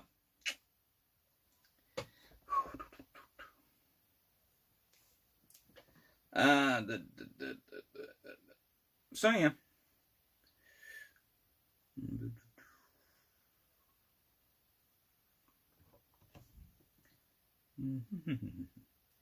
Chevy 42 at Dr. Clark. So we talk about the real winners of World War II, Hollywood and other Americans, also fiction. Yeah, they did do really well. Steam Cross. The problem with landing troops on Hawaii is that those troops were needed elsewhere, and the sheer logistics are mind-boggling. The IJN barely managed to re-eat Pearl Harbor, adding troop ships. Yes, it wouldn't have been easy. It would have been difficult, but those troops could have been deployed there. Yes, it would have been costly, but as it would have bought them about 12 or so months, and only probably delayed operations in the rest of the Pacific by a month or so, they'd have probably still done fairly well. And it would have kept the Americans back on the other side of the Pacific. And then they'd have probably still not, let's be honest, those airfields in Malaya weren't going to get any more secure in another month. Singapore might not have fallen, because it might have actually had a decent commander put in charge of it. No. The guy put in charge of Singapore is not a bad guy. He's a very good general. He's just a nice guy. And to turn Singapore around in the time you had, you needed a blooming, well, excuse the French, but a bastard. You needed someone who was prepared to upset people. You needed Carton de Weert. You needed someone like that, or Slim, of course, who does so well. You need someone who basically isn't afraid to upset people.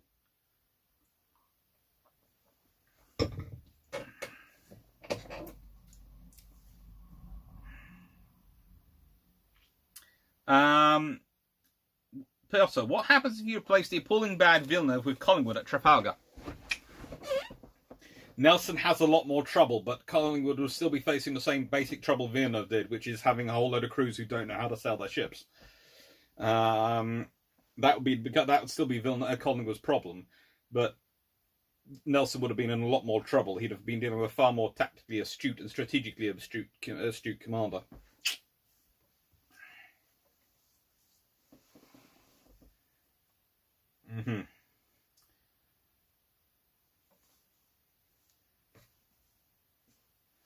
A naval attack on Hawaii, Jeff Bealer. A naval attack on Hawaii was at Japan's logistic limit, and a fierce assault on anything major in the west coast or Panama was too far. It wouldn't be a major assault. In the nicest way, if I was going to take out Panama, I'd be talking about a small elite unit of troops with explosives in a cruise liner turning up and then suddenly coming down off the ship in one of the docks and doing the damage and getting away, or blowing up the ship. It would be a pair of ships, one loaded with both loaded with commandos, one set to blow up in a dock, and the commandos doing all they could to the various operations center before getting back on the second ship and getting away. It would be two converted cruise liners like the Asama Maru. It would not be warships. It would not be anything visible. It would be covert ops is how you would do it. And, well, these surprise operations. And, frankly, you would cause two major things. A, you cause huge damage to the canal, so it would need to be fixed and repaired, and a lot of work would have to be done. And nothing happens quickly in Panama anytime you want to fix a canal. And secondly, you would cause even more troops to be tied down protecting those places, which would be excellent for both your games.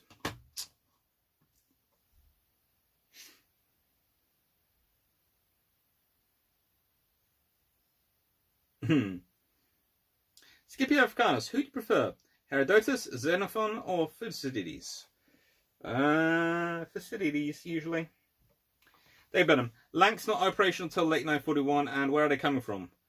Yeah, as I said, if you're talking Dave Burnham, if you're talking about it, it's going to be Royal Marines coming out of a set to blow up cruise liner. Again, the British have plenty of them, and the Japanese have plenty of them. The British have plans for how to deal with the Panama Canal. Please don't take it the wrong way, but the British, as I've said before, both the British and Americans maintain war plans for fighting each other because that's what you do. They are the other big naval power, the other big military. If you do not have plans for dealing with them and something happens, you are going to be caught with your pants around your ankles. It's not a good scenario to be in. So you keep plans as part of almost professional courtesy. They have the plans. They would do them.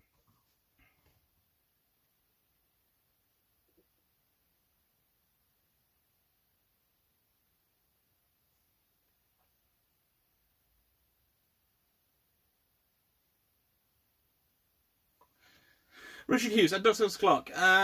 What do you think would have happened if Admiral Spee had taken his whole fleet into the Indian Ocean? See, that's always been the interesting one, because he, of course, goes the South Atlantic route.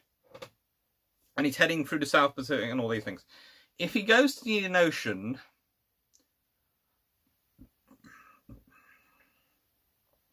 it's what does he do from there?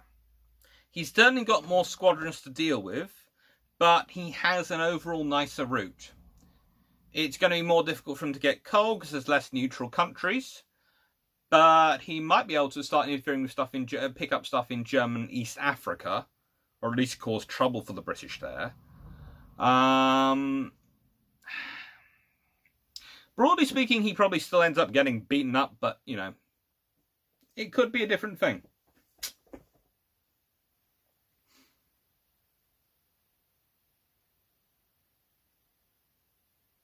Dave Burnham, block ships have to get there, though.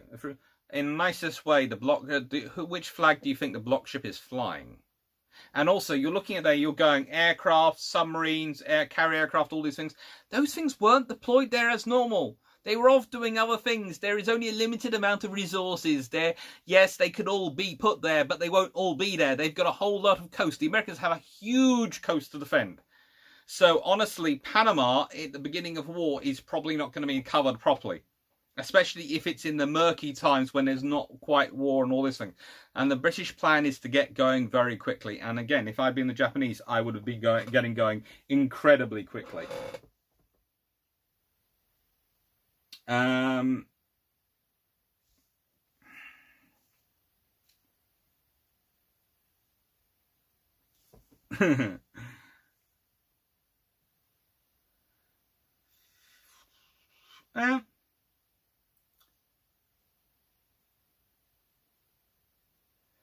But it would be an interesting Battlefield Caribbean. I do agree with all that. That's going on. The Battlefield Caribbean would have been quite fun. It would have then been another new sort of thing. Again, not fun for the people and the civilians there, but a lot of fun for people to war game afterwards. All the islands and all these things.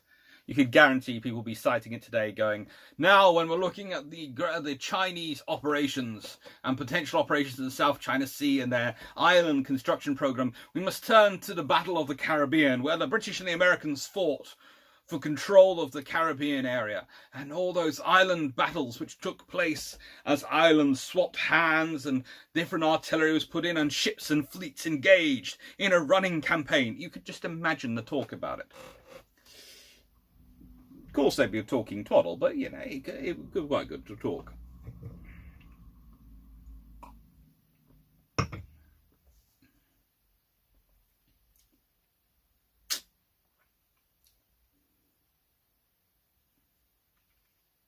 Damon, are we going on about fantasies about the invasion of Hawaii, really?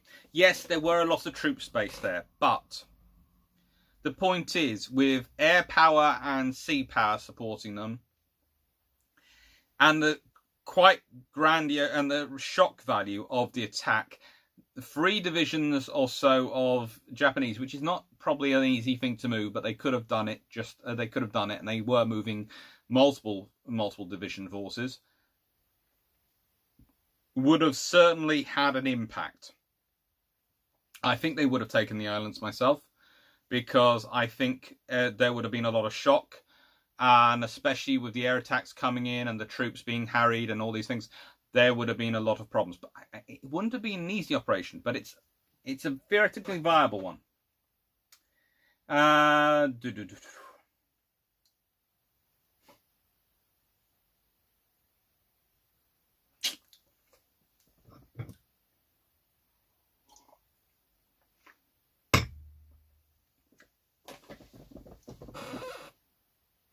Jeff Beeler, read John Burt Fortnight on of Infamy, the collapse of Allied air power west of Pearl Harbor, 791. If so, thoughts? I've read it. They had no support, so of course they collapsed. Air power is in infrastructure intensive. Strub, for invasion of the Hawaiian Islands, would have been Special Naval Landing Forces or the Army. Probably would have needed both. Paul from Chicago, Suez Crisis. How did the Eden government misread Eisenhower's reaction so badly? Surely the British should have understood Ike more than any other American. Yes, but they understood Ike as the general who'd been their ally in World War II. They didn't necessarily understand Ike as the president who's dealing with the domestic political issues of the Cold War scenario. There is a difference. The world had moved on, and some of the British political leaders hadn't moved with it. Neither had some of the French, and they believed each other. That's always a problem when people start believing their own rhetoric.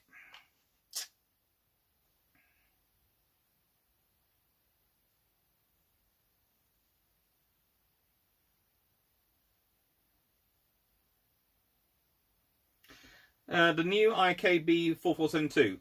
Could the Japanese have landed troops in Hawaii? Would the Americans have driven them into the sea?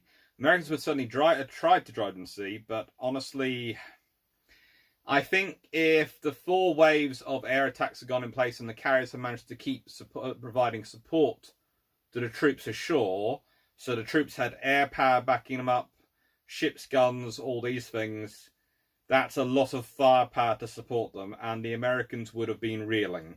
They would have had the air attacks come in. They were reeling enough from the air attacks that did take place. If you've got more taking place and you've got troops landing, how quickly are they going to overestimate how many troops are attacking? How quickly are they going to get overwhelmed? How quickly you're dealing with the psychology of this scenario? So it's bang, bang, bang, bang, bang. It's very easy to say no now because on paper it might not work. But I think in reality, I think it's a 50-50, and I think the Japanese might have done it.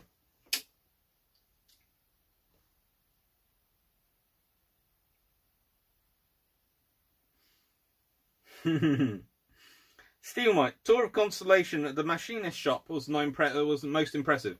Giant lathes and various shaft blanks and assorted steel available to make the carrier almost the main repair unit of its own task force. Yeah, and that's pretty much any of the major ships which are going to sea. They all have to have this. YYCRS, is there a plan to do a video on British motor gun and motor torpedo boats? Secondary question. Yes. There is actually, I think it's booked in. If I look up the list of options, video details, back to channel videos. Yeah,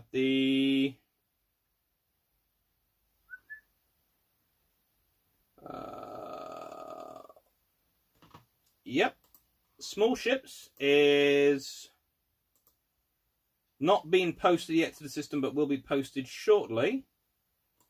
But the small ships one is in June, and it's Thursday the 4th of June. Minesweepers, torpedo boats, and gunboats. So those ships are the big war.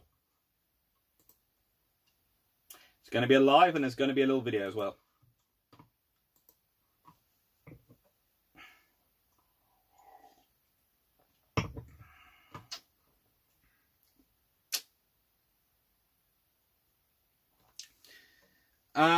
Secondary question. I read of YYCRS. I read a fiction book as a kid about motor torpedo boats and crews being sent to the Black Sea to help the Russians.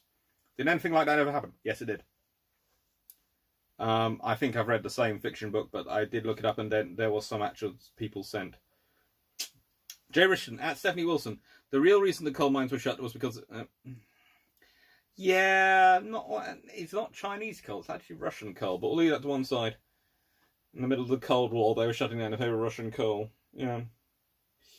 Bitcherin, Eri Hammett's Japan 94 and Countdown Infamy is a wonderful book on Japan's entry into World War I. She writes the Navy knew they would lose, but couldn't admit that to the army. No, you can never admit these things to the army.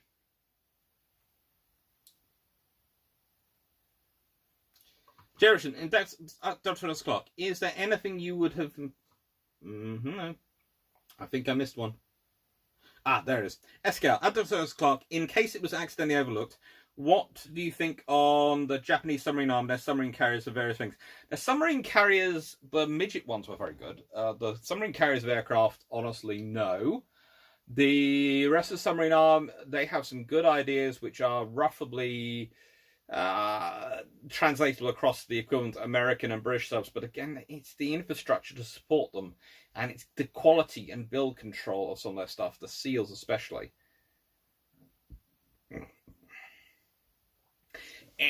Basically, my theory is this. In the Japanese Navy, it's far more subjective whether you get officers who are prepared to listen to their senior NCOs than in the other services. In the Royal Navy, if an officer was heard ignoring the advice of a senior NCO by another officer, they would be taken aside and quietly told to shut the heck up and listen, because that NCO will have advice, as long as it's advice put forward in the correct way. In the American Navy, pretty much you have a similar process, although slightly less refined, because it's going to sound strange. The Royal Navy has so much tradition to fall back on that the officers can afford to, in many ways, be more, at this time, more informal when they needed to be than other navies could. It's the benefit of tradition. When you're standing on hundreds of years of history, as I was saying earlier, when you're talking about, the institutional knowledge and institutional history, when you're standing on that much institutional history, you can afford to do sort of things you can't do otherwise. The Japanese, it's far more of an iffy thing from all my reading. I could be wrong, but from my reading and from what I've read, that is the case. And that would have really affected their submarine designs and their destroyer designs.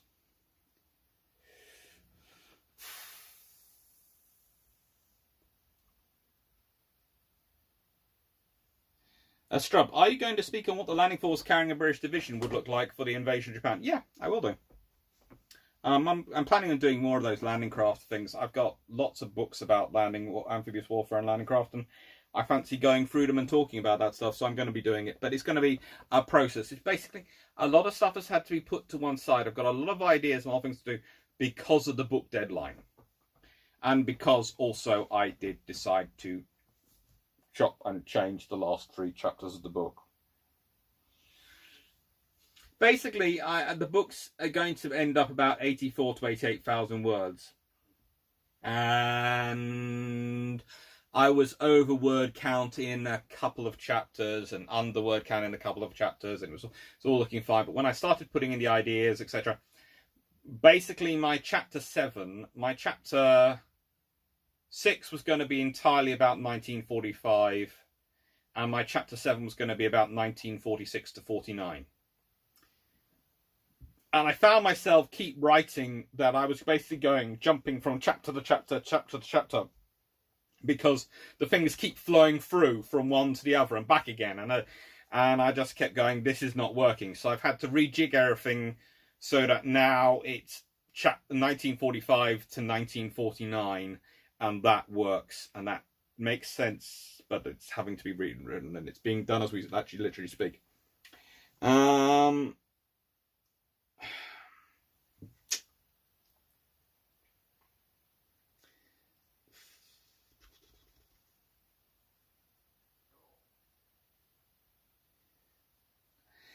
Stephen Benjamin, so Jutland and the battle class DDs.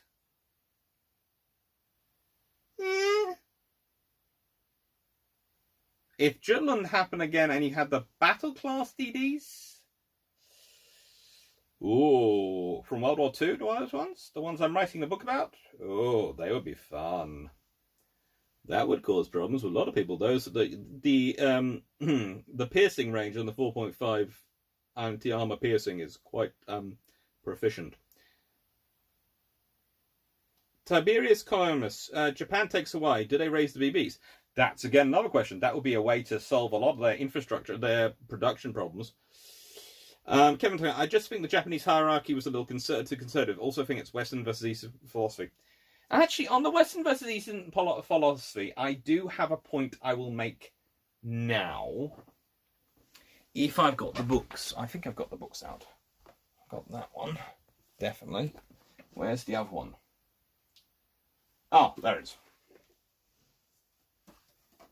So, whenever I start talking about Western versus Eastern philosophy and war, everyone always starts quoting to me Sun Tzu.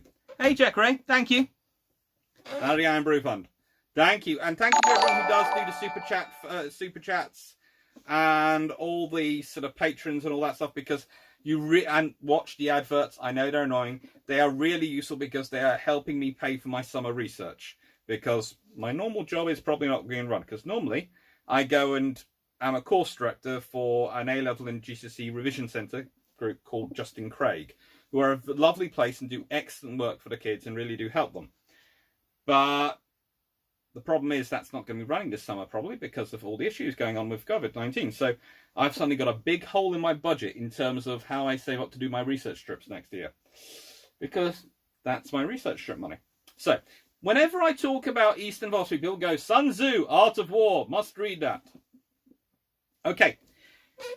The Eastern world does not just have one military philosopher, doesn't just have one person who has ideas. They have a whole spectrum of them. This is Chinese military theory written by Shen Yatian. And it's produced by Mosaic Press in 1992. It is very good. There are lots of people other than Sun Tzu. Please, everyone stop thinking that the Chinese will just act according to what this one person said. They have a lot of different theorists. Same with the Japanese. There are lots of different theorists going around, and they do feed into how they see the world and how they approach things. Right now.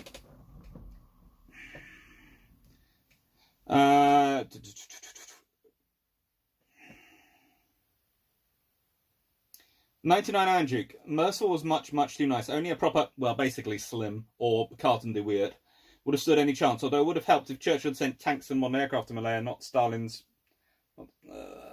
Soviets. Yeah, well, he was having to send there. What Malaya really needed was someone who understood that you needed to control, I don't know, things like the water reservoir. It's useful to control the water reservoir in Singapore. Honestly, my defense, how I would have defended Singapore and Malaya is I would have cut all the troops and brought them back to Singapore and basically gone, right then, we're going to base ourselves here, defend this place because we can defend it, and we'll slash and burn all the airfields behind us, and then we'll work out from here when we have to, once the resources arrive. Oh, and by the way, I'm building putting artillery in to cover the blooming approaches.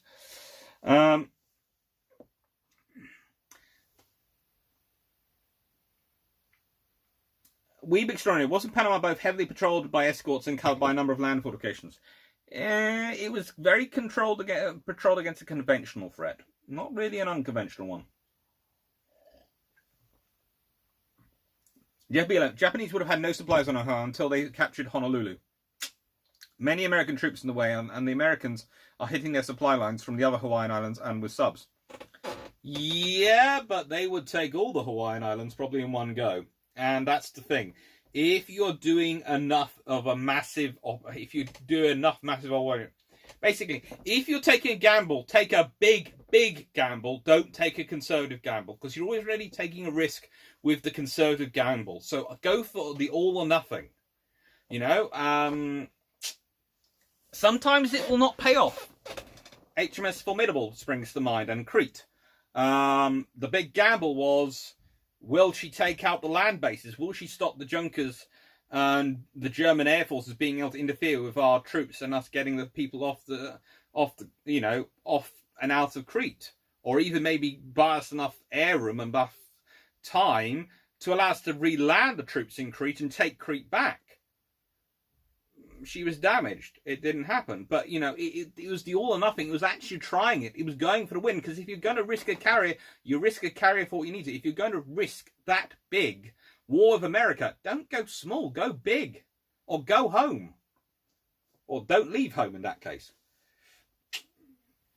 Jerison, Duchess Clark, is there anything you would have improved on the tribal, daring, town, and battle classes? On the tribal class, if I'd been Henderson and had the chance and certainly done his dream, they would have ended up about 2,250 tons, 2,250 tons. Again, if I could have ignored the treaty. And they would have had 4.5-inch designs put in them from the start, and I would have gone with the same ones which eventually go into the battle class because they were there and ready to go. And that would have been how I'd have fixed it, because that would have given them a good AA.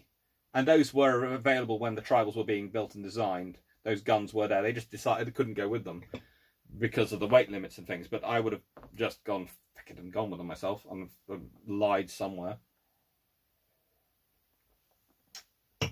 For the battle class, I'd have liked to make them bigger and had a gun on the rear. Basically what they did with the daring class. Surprise, surprise. And town class. Town class are pretty sweet. If I could do anything with them, it might be...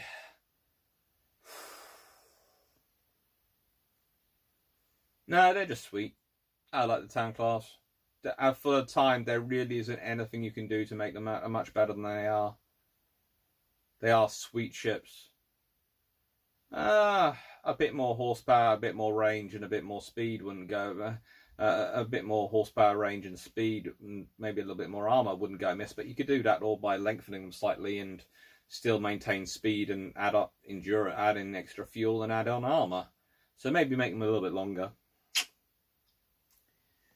But I would have the habit of making them less handy and handling, so it's all a balancing act. Daring class? Ooh, daring class. I like the daring class. They're pretty much, for their time, they are pound for pound probably the best destroyers built in the world. For their time. And we're talking late 1940s. They are really, really a very good design. It's why the Australians get them as well.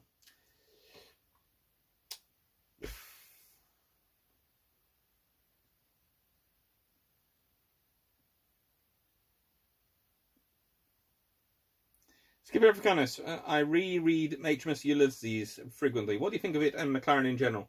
It's a nice book. It's a nice read.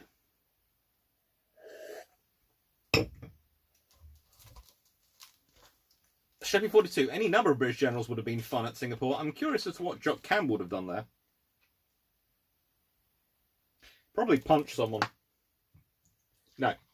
He would have certainly... Basically, any number of generals who would have been sent would have been good. Basically, the big thing always with the far Middle East is if you have the war versus Germany, but Italy doesn't get involved.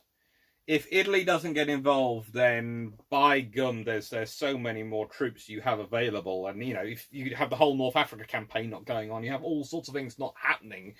You can do so much more in the Far East if you don't have Italy in the war. So Italy entering the war is the really big problem for the British.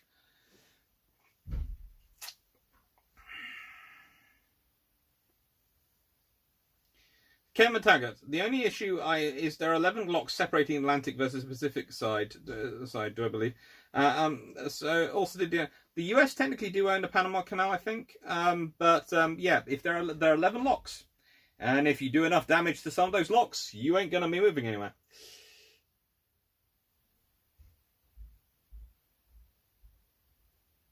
Kevin Mateo, also I think the US would just send all the supplies needed. They would send all the supplies, but it takes time to actually build it. If you do enough damage to a lock mechanisms are incredibly let's put it this way. If you do enough damage to them, there is a big, big problem. And let's say you blow one set of docks completely with one of your exploding ships, and your other ship manages to damage several docking mechanisms, on its way out. You have lost a whole lot of stuff. It's going to be annoying as anything to try and fix it. It's going to be you're talking months, possibly years.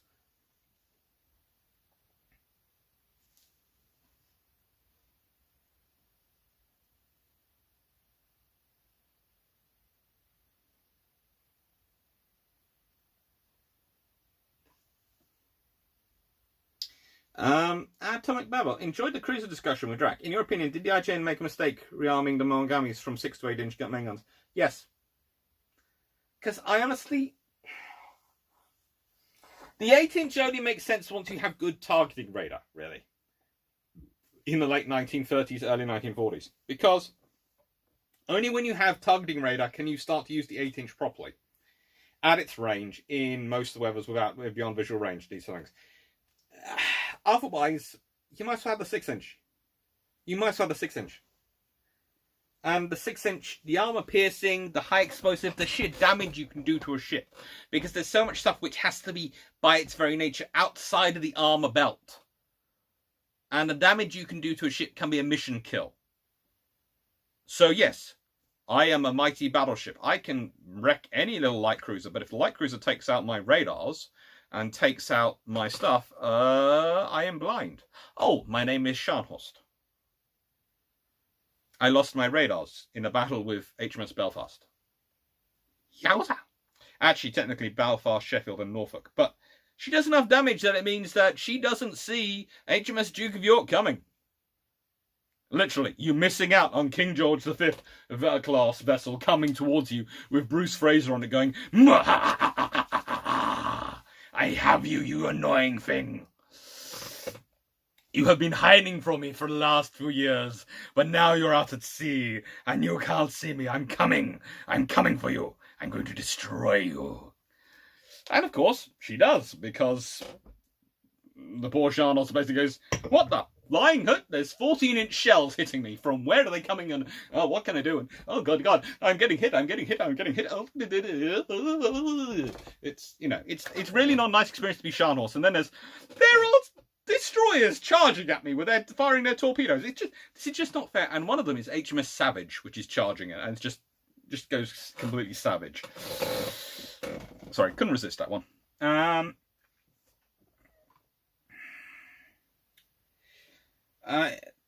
Bitchin, even in 1930s American fiction, films and news articles, an attack on the Panama Canal was very much feared. Strange Japan didn't plan some sort of raid. That sounds like a very British idea. That is the strange thing. The Japanese don't plan a raid, which is sensible. Steam Cross. Clark, what's your thoughts on Hitler's nutty ideas like the H-44 and other such napkin waff designs?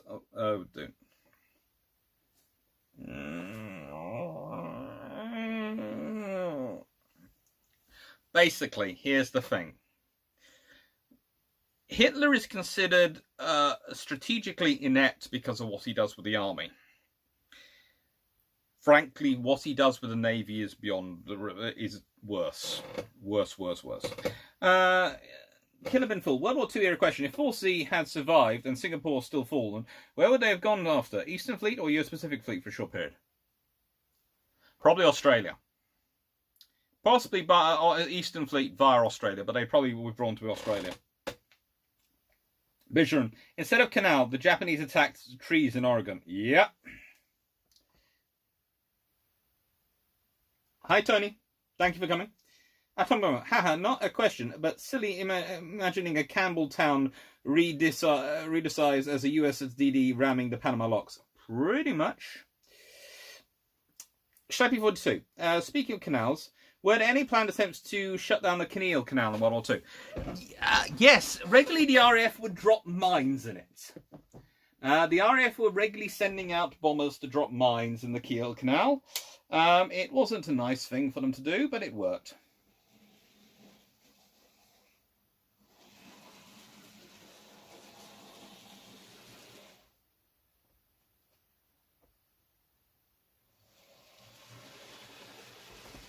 That was basically one of their policies.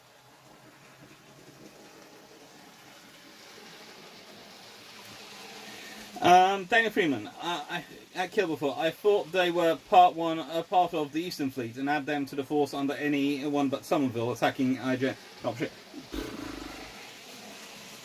You know, in nicest way, if Phillips survives, he probably has the job, not Somerville. And yes, they are probably attached to the Eastern Fleet.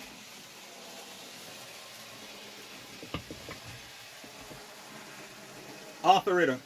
Regarding build trumps, please work on the audio somewhat. Was rather hard to understand, like half the time. Also levels were low, but had to crank volume up to max. Looking forward to episode 2. Episode 2 is hopefully better, and I will work on episode 3 when we record it this week. I'll make sure the recordings are better. I will do something with the volumes. I'm not sure what they do. I use Audacity to do the stuff.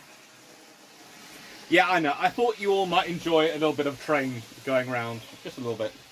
I'll turn it down a little bit so it's a little bit quieter.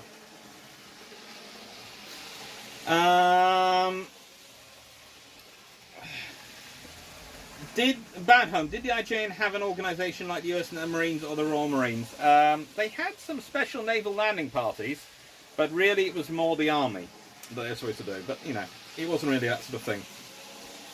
Trent Telenka, Hawaii in December 1941 was the main US Army stockpile of usable chemical weapons. There were a lot of 4.2-inch chemical mortars and Mustagasha. Yes, there were, but it's using them. And it's actually getting them out of storage. And actually getting the stores people to give you access to them. You know, they're there, but are they used?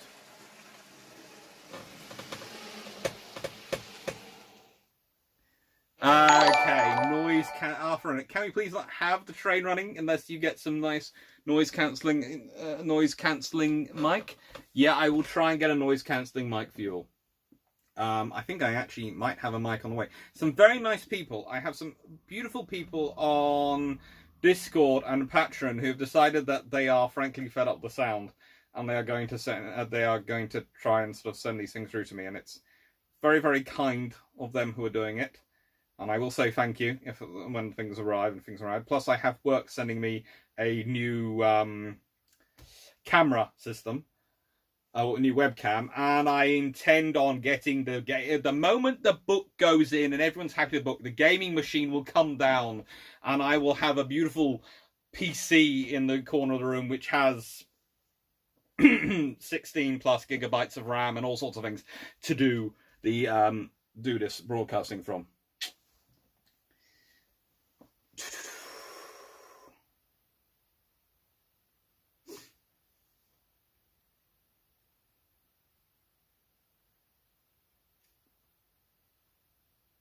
Okay.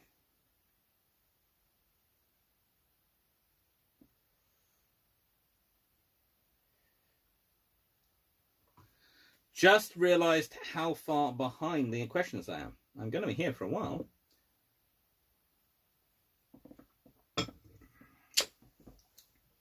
Americans on Hawaii had 36 of the 44 chemical or 42-inch mortars held by the entire US Army. Cool. Thank you, Terence Blanco. Yeah, Eden is not that fun. I'm going to be back in a second. I'm just hearing someone calling me, so I think they're probably talking about tea. Okay.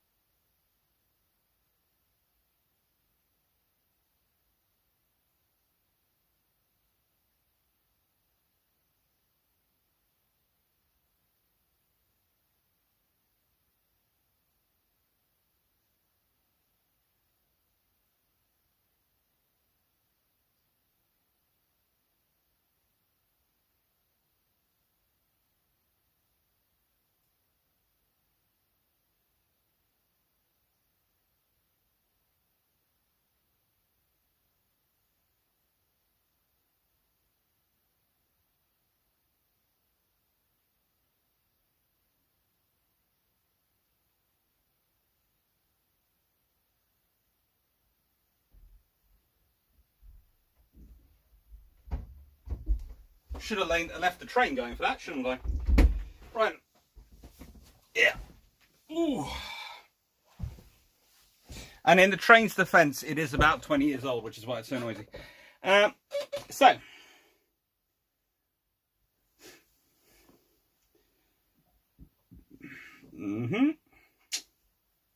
And by the way, my tea is going to be chipolatas wrapped in bacon, so pigs in blankets for me.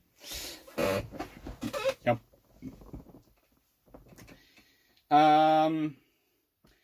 Lawrence Cook, actor Thomas Clark. Just watch the newish Dunkirk film. Do boats really sink that quickly? Depends how big a hole you put in them, but not always that quickly. Ian Carr, what would US carriers have done if Hawaii was invaded? Probably had to get back to San Francisco somehow, and that's going to be interesting because they might have run out of fuel. Tony Penfold, Dr. Thomas Clark, are you going to do Royal Navy submarines? Have you read The Fighting 10th Malta Sonnet? Yes, I have. It's a good book. And I am going to do some Royal Navy submarines. I am going to do some stuff about them. They do a lot of cool stuff. Stephen White, enjoyed the podcast? Yes. Well, by the way, sounds like you guys having lots of fun. Yes, and please remember the podcast, the more people share it, the more people talk about it, the better, because it's basically, it's going to be kept going as long as circulation is good and people enjoy it. So, you know, that's the thing.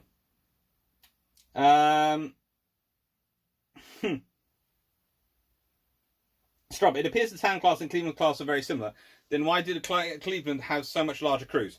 American design usually has larger, more intensive crews. The British usually design their ships with more space, so you could actually achieve the same with less crew and get the same level of refit going. And the Americans are often far more crew intensive in how they design and operate things. The British are, you know, crueler on these things.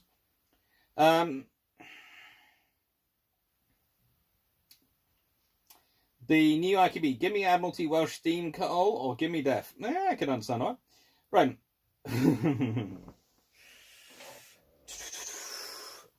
Bishon, I'm on 31 pages into Captain Harrow's Japanese destroyer captain. Very entertaining. Funny how it complements with the film Memoirs of a Geisha I watched last night. Lots of beatings of the juniors in both. Yes.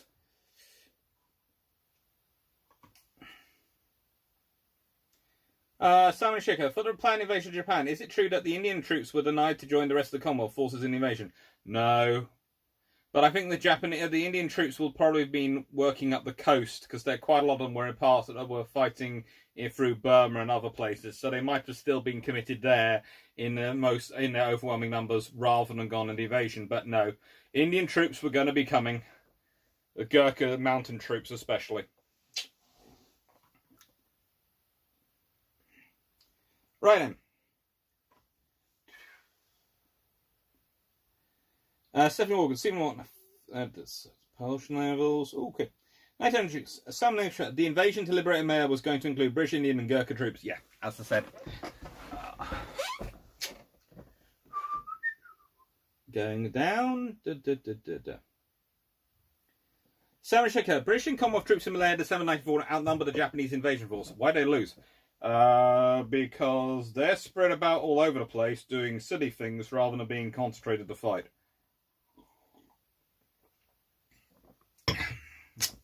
Simple order needed to be issued.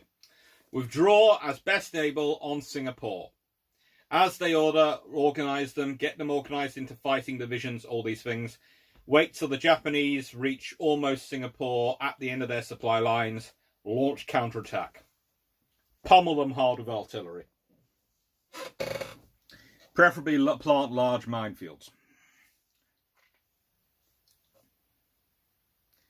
And make sure you protect the water reservoir.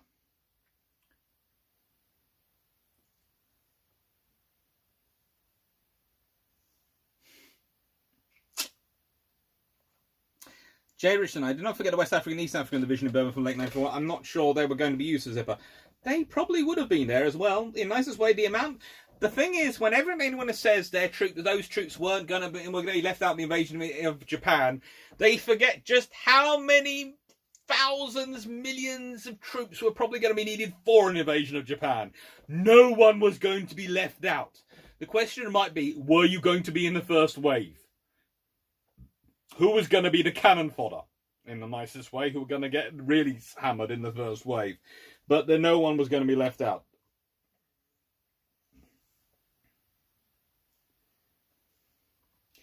At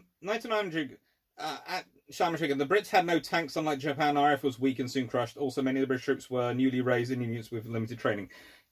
You can go for that, yes, but also the no tanks. The Japanese tanks weren't that great either. The Japanese, yes, they had tanks, but they really weren't. Japanese tanks are sort of, they're like their aircraft. They're especially the Zero. They're very fast, very light, not quite sure how they're going to stand up in a fight.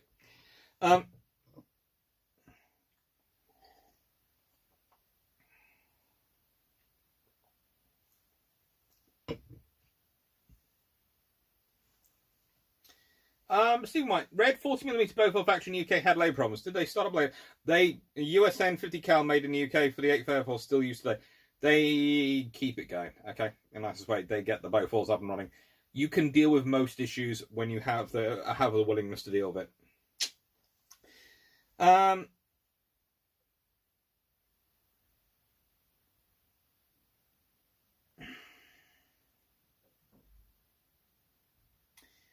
New IKB 4472. Who was going to get the German High Seas Fleet ships that were scattered on the Scarborough Flow?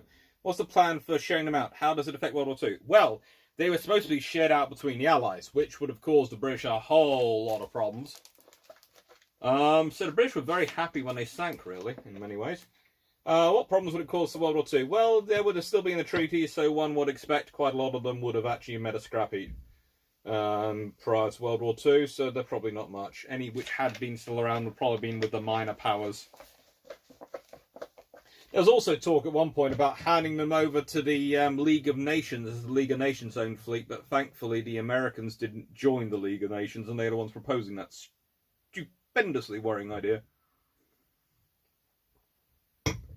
For those who think it's a good idea, imagine the United Nations having its own, completely own armed forces, and the issues that would cause. Janeway, for the town class, swap out 4-inch secondary guns for the 4.5-inch. You can, but in many ways it's going to sound strange. The 4-inch are dedicated anti-air guns, so they're really good. So for anti-air, and the 6-inch are very good at anti-ship. Why do you need the 4.5 dual-purpose guns, which you can carry less shells of in the same space than a 4-inch? Because when it can do both. Why do you need that? Why do you need that to replicate what the 6-inch is already doing for you? So that's why I didn't change those. At CIA, disagree. The Anzacs in Malaya and Singapore put up stiff resistance, and Japanese armour was largely negligible, except as a mobility element. Agreed.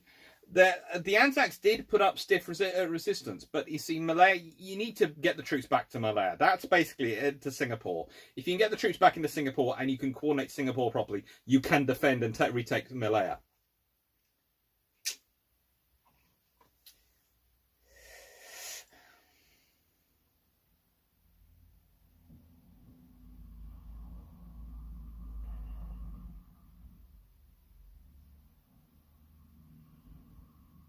Kevin Mataga, they handed the Panama Canal over between 1994 to 2004. They think the US had a 100-year lease on it or something like that. No longer a US position. No, but they still own major shares in it.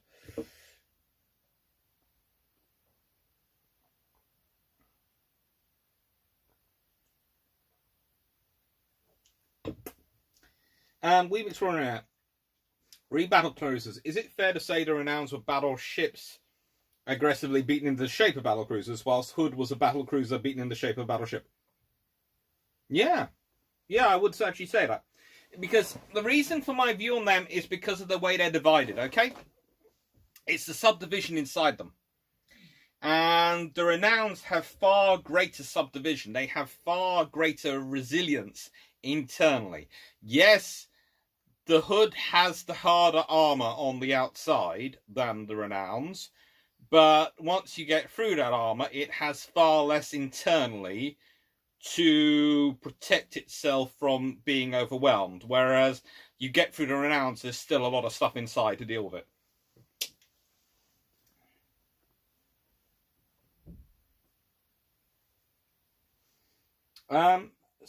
Dr. Clark, how useful would Japanese battleships have been if they'd ever seen action, given their deeper design seems centered around long-range engagements?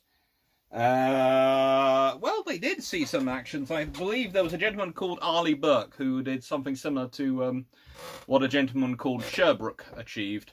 And, you know, they had fun. Well, that might not have been against... That might have been against heavy cruisers rather than battleships, from memory. I'm not sure. But leaving that to one side... Japanese battleships were aimed at long-range engagements, which is lovely, but they do not have the radar and things which can make long-range engagements practical. That's the thing. There is no point in having a massive range weapon if you cannot use it. If you have a range of weapon which can hit, I can hit targets 500, 600 miles away. It's amazing. How far away can you detect targets? Oh, about 100 miles. What's the point? Why have you got a weapon which can take all the maintenance, all the difficulty just going to go into a weapon which you'll need it to maintain something for 600 miles, if you can only see 100 miles away? You can't do anything with it. You need to be able to, ideally, to have proper engagements, you need to be able to see 3 times what your engagement range is. So if you're looking at saying, I have an engagement range of 1,000 miles, you need to be able to draw a 3,000 mile sensor range around what you're operating. And that's what we need to.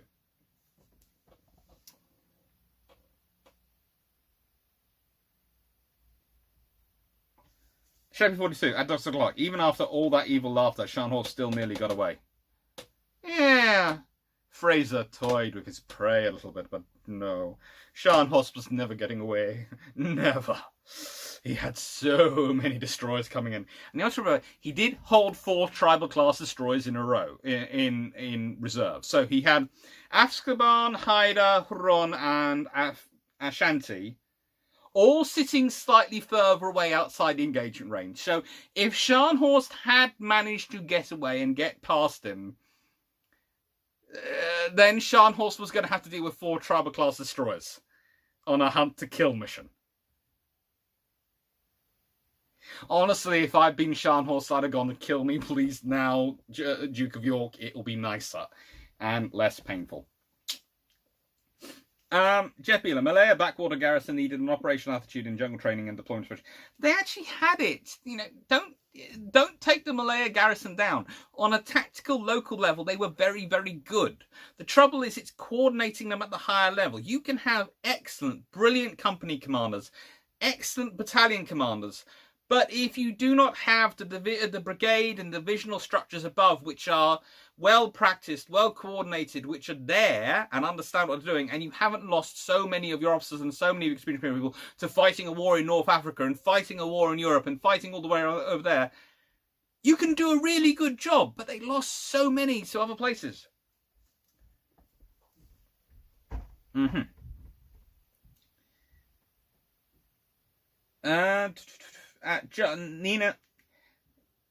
Nina Anina at Java Sea, 6-inch cruisers have proven themselves to be literally useless, and disparity in 8-inch fire will not matter. Overall, 8-inch are just more harmful and can be controlled to much further ranges.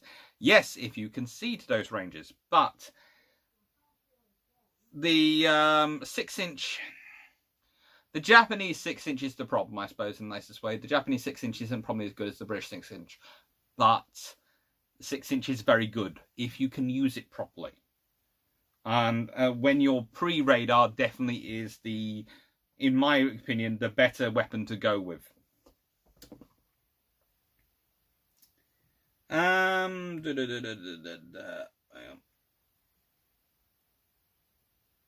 Jeff Beeler.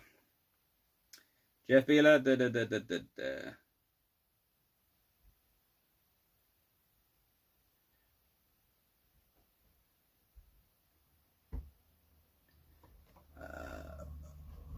Beeler, the Germans needed more U-boats, not more battleships. The Germans needed a balanced navy. They didn't need battleships over U-boats. They needed They needed decent destroyers for starters. They needed cruisers. They needed an aircraft carrier. They needed a port which couldn't be so easily blocked off by the Royal Navy because they're literally their only ways to get out to the world were to go past the British. There are lots of things the German Navy needed. Battleships over submarines is not it. Don't worry, I still have a full glass left. And I will try and get through all the questions. And just to anyone to work out how much writing I've been doing over the last 3 days.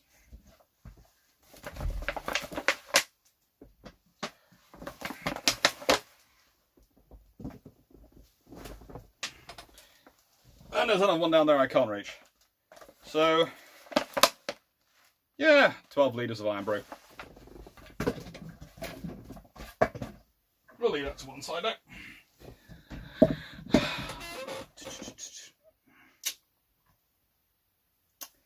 And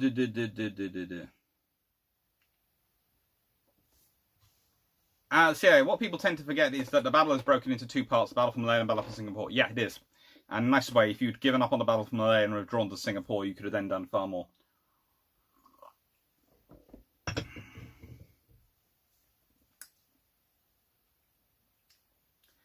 Shaman taken 99 Duke, thanks. Does having more Gurkhas help besides a better general in Malaya? Yes. Always having more Gurkhas. Why in any way would you not want more Gurkhas? More Gurkhas is brilliant.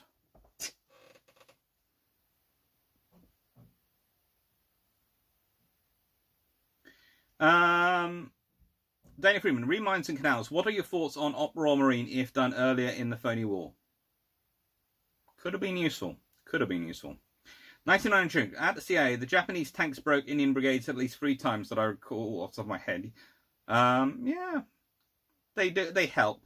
Sherry 42, a YouTuber called Tick would disagree with Hitler being strategically inept from the what he says Halder wanted Moscow, all Hitler wanted in 1941 was the Caucasus. I think some people will say anything to try and excuse people who they think get a bad rep. Myself, in the nicest way, I'm not really keen on any of the German High Command. I think all of them have issues. Hitler has more issues than most, but you know.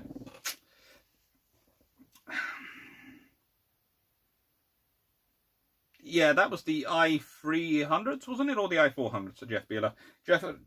Japan had a sub-launch attack on Panama. Too complicated, not pull off. Yeah, you don't need to do it. You just take 2 cruise liners. Load them up with about 300 commandos each. Or 300 troops each. And fill one of them with high explosives. Have both of them go up to the canal. Have them, if you can, get them to come in from the Caribbean side of the canal. And as they're going through, have the one with high explosives behind them with extra troops in. Have them getting the last sort of set of lock gates when they're coming down when they're going up. The next one is a straight shot out to sea. Have the commandos run off, start taking out and killing a lot of people. Have the big explosion when one of the cruise liner packed with explosives goes off, bye-bye, and have the other one proceed out to sea and get home. It wouldn't be pretty, but it would work.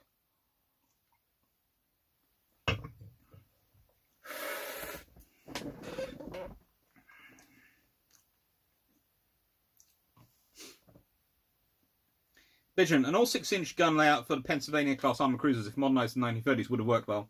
With 2 triple turrets and a broadside of 5 more 6-inch guns for a broadside 11 guns. Yeah, it could have been interesting. So, yeah. Sententition, I think. I might have pronounced your name wrong. What if the Italians build up a Libyan oil and iron extraction and use the oil boom to build the caracolas and convert oil battleships to carriers? Would that have been a match for the strained British? It would have, but The British have a habit of, when you're building up to be a threat to them, they work out how to deal with you. And they have been known to do preemptive strikes when they think it's justifiable enough. In sort of World War II, Mirza Kabir, anyone? They are our ally. They have sworn they won't use their fleet against us. And we're going to trust them because...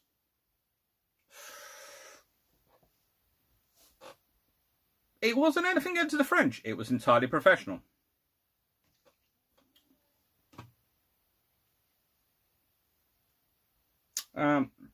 Seminole. Read a tactical vignette type thing on the Force E. The gentleman wrote, it seems to think that if Repulse and Pinch Rails basically second and single the port and rotated in and out, they would avoid death via air power. Then shell the Japanese advancing into oblivion with a 14 or 15 inches. Well, theoretically they could have, but I don't think they would have avoided death by Japanese air power. I think in the nicest way, whenever you're tied anywhere in your battleship and you've got air power bearing down on you, you're in trouble. You need to have a decent air defence to be able to mount it. If they had missiles, then maybe it was a possibility.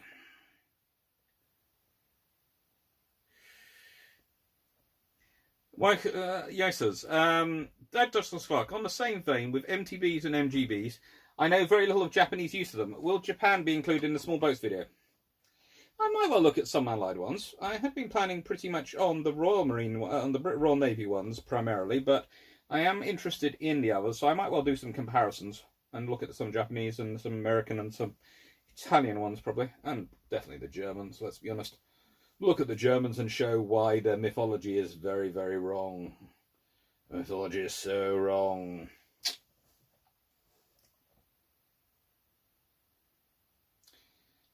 Jeff Bigler, it's a lovely idea to have the Aussies in the north, for example, with fighter cover to invade Thailand, but it's actually infrastructure to support them to do it. Jerison, just sounds like chipoladas and bacon are good, but heresy, especially on Empire Day, roast beef for me. We had a huge roast, actually a roast chicken today, for lunch, and these are the leftovers, which no one else wants, but I really kind of gobbled up at lunch. And so they're my tea as well. Yum. So speaking of 1999, Duke, speaking of Gurkhas, during my literature class, I read about a Malay soldier after the fall of Singapore, detained by the Japanese, convinced that he was Gurkha, despite his denials. Yeah, the Japanese have a real paranoia over Gurkhas.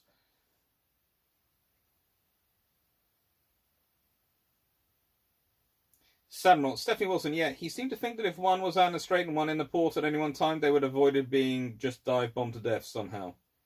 Yeah, he sounds wrong. Off license, Alexander, why don't the Japanese adopt the convoy system during World War II? Because they just don't. Well, no. Okay, to adopt a convoy system, as the Royal Navy pointed out in World War I, you need a lot of convoy escorts. Now, in World War II, the Italians get around this by using their not under 600-ton torpedo boats to do a lot of the work.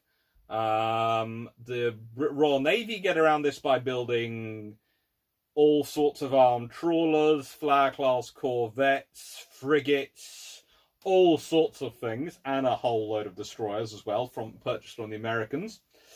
And, well, they build their own destroyers, but they also use some old destroyers they get off the Americans as extra escorts. And the Japanese just don't have the resources, don't have the sheer number of small ships you need. Remember, the British basically stopped their battleship and aircraft carrier programs for the first 2 years of World War II to churn out escorts.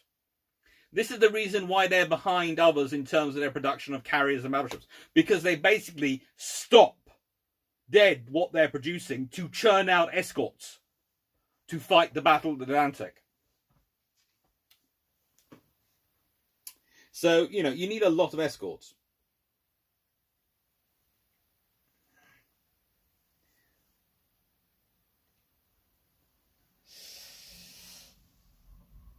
Arthur Rennick, somewhat off topic, but what do you think about the Arthur Jacob Miller books covering the 1904 to 1940 era? They're okay. I do a lot. I haven't read one in a while though, but I remember thinking it was quite interesting. They're in that section of the bookshelf behind the first layer of books.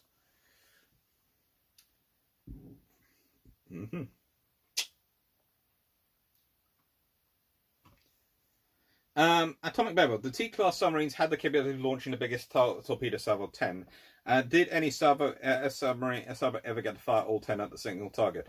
Yes. I'm fairly sure a couple did in the Mediterranean. And I think a couple did in... Well, a couple definitely did in the North Sea as well, and I think one might have done in the Pacific, but I'm not sure. Usually they prefer to ripple off 4 and then ripple off 4 more and keep 2 in reserve for snapshots. But yeah, I think they did.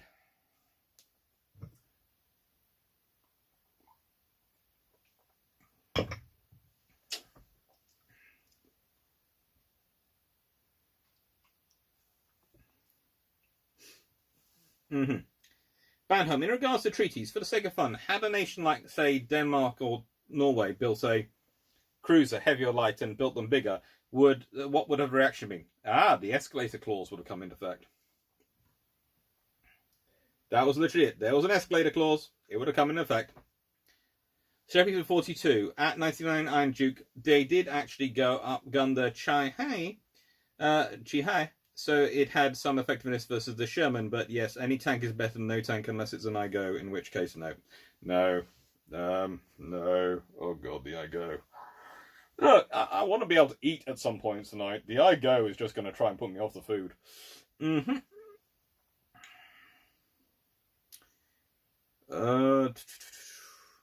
SKR, Japanese tanks were primarily designed with high maneuverability in mind in regions which there are no roads. I think there was a point to that. They had their best model back for homeland defense. Yeah, but still, no. 1999, I'm not at all sure Singapore was defensible long term. If Malaya held by the enemy, certainly without a strong air force, then you cannot easily reinforce. No, but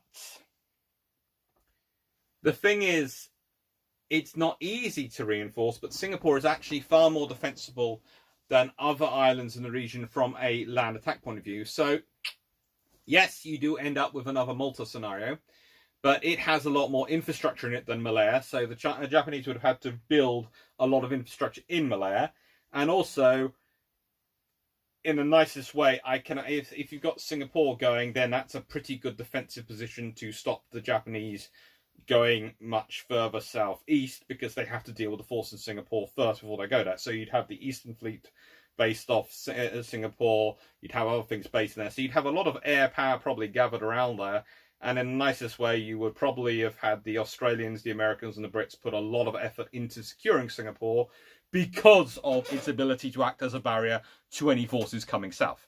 So I have a feeling the resources would have been found. Daniel Freeman, at Ian Carr, perhaps a US equivalent to Alexander Clark's HMS BT? Yes, possibly. What's Ian Carr gone? New class for the USS Donald Trump, so I'm thinking there's something going on here. But, you know, maybe. Right then, so there's a whole question and discussion session going on, which I'm not quite sure. Someone's going to have to explain to me at some point. John Emmett, how does the battleship night action change if USS South Dakota and Washington are placed with two Colorados?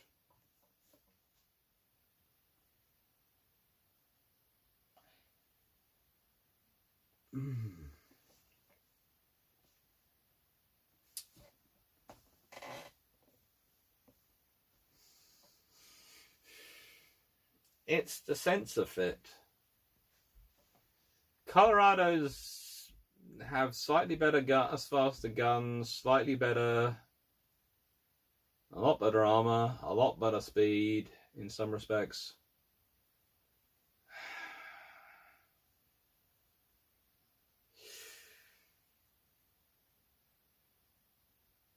That's an interesting question. It's one of those ones which I would want to think about a bit more to look into what the actual specific differences could be, but it's going to be depend also where you put the personalities and how it affects. Because you see, if you have the different ships, you might also change how you approach the scenario in the first place from, you know, both sides. But I have a feeling it could have had quite different results depending on how it plays out. I'll have to think about that one. I will get back to you if I forget to add something into one of the videos that I record this week. Message me in one of the chats and message me in one of the lives and remind me I haven't answered, and I'll answer it in the live.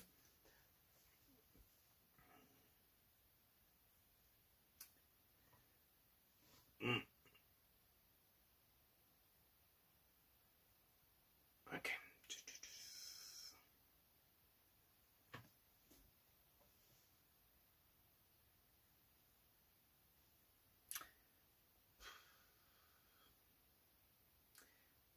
Jeff Beeler, why did the Italian Navy not build the carriers? Basically, naval air experts needed to run a new air force, so no cadre. No available yards for hulls, almost built.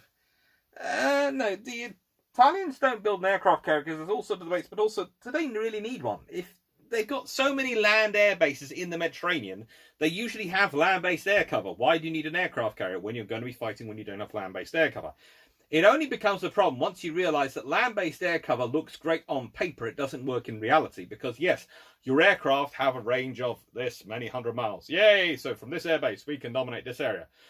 But they have to go back to the airbase to refuel and rearm. And they do run out of fuel, so they have to keep going and coming back and going and coming back. Which means you need a lot of aircraft if you're going to try and maintain constant cover. So you can't maintain constant cover, which is why organic air power is so important.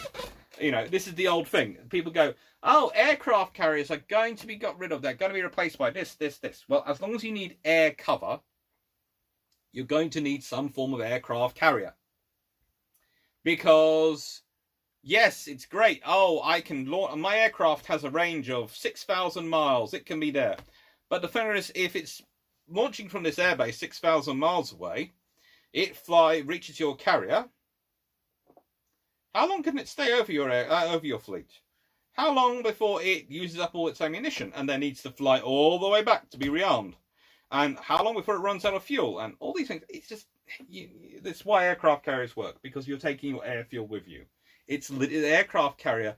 The dirty little secret thing is that the aircraft carrier is about portable infrastructure and logistics, just as much as about being an aircraft carrier.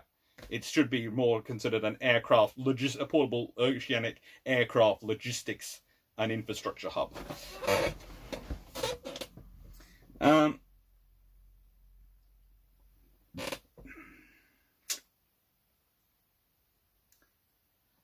New IKB 447. Would your theoretical successful defense of Singapore involve setting the forest palm oil plantations on fire? If I knew I could catch the Japanese in them, yes. Would be terrible on the civilian population again, but yeah, you do what you have to do. Jane, you describe Daniel WW2. Tribals allow themselves to be held in reserve. They were held on reserve for the purpose of that it allowed everyone else to go off and fight the Scharnhorst Nassau. Basically, you can either leave everyone else looking after the convoys and take the tribals, or you could take everyone else and leave the tribals looking after the convoys. It's easiest to leave the tribals looking after the convoys. You get more torpedoes to attack Scharnhorst.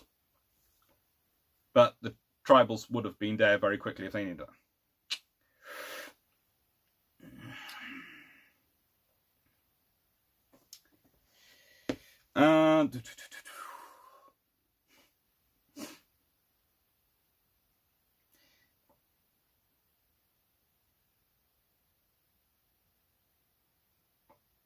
CIA, when Yamashita called Percival, he was half expecting Percival to ask for his surrender. Yes.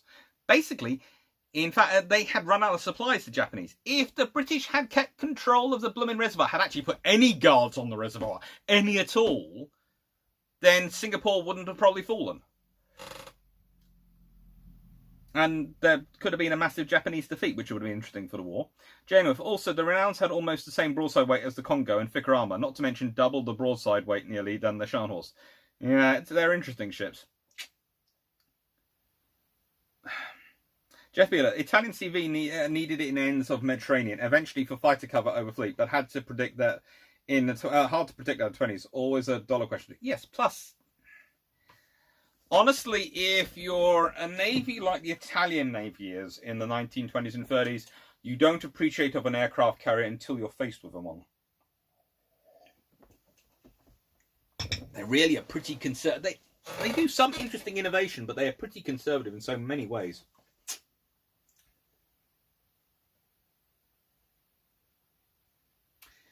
Sheppey 42 at Docklands Clark. So basically, the Kriegsmarine needed more of everything, but they did get that port once they took Clark's. Yeah, they got the port, but they no longer had the things they could use from it. That's the trouble. You get the port, but you don't have other things.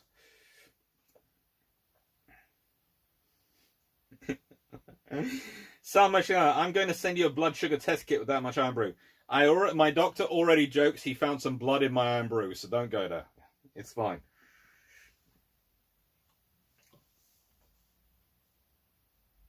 Jeff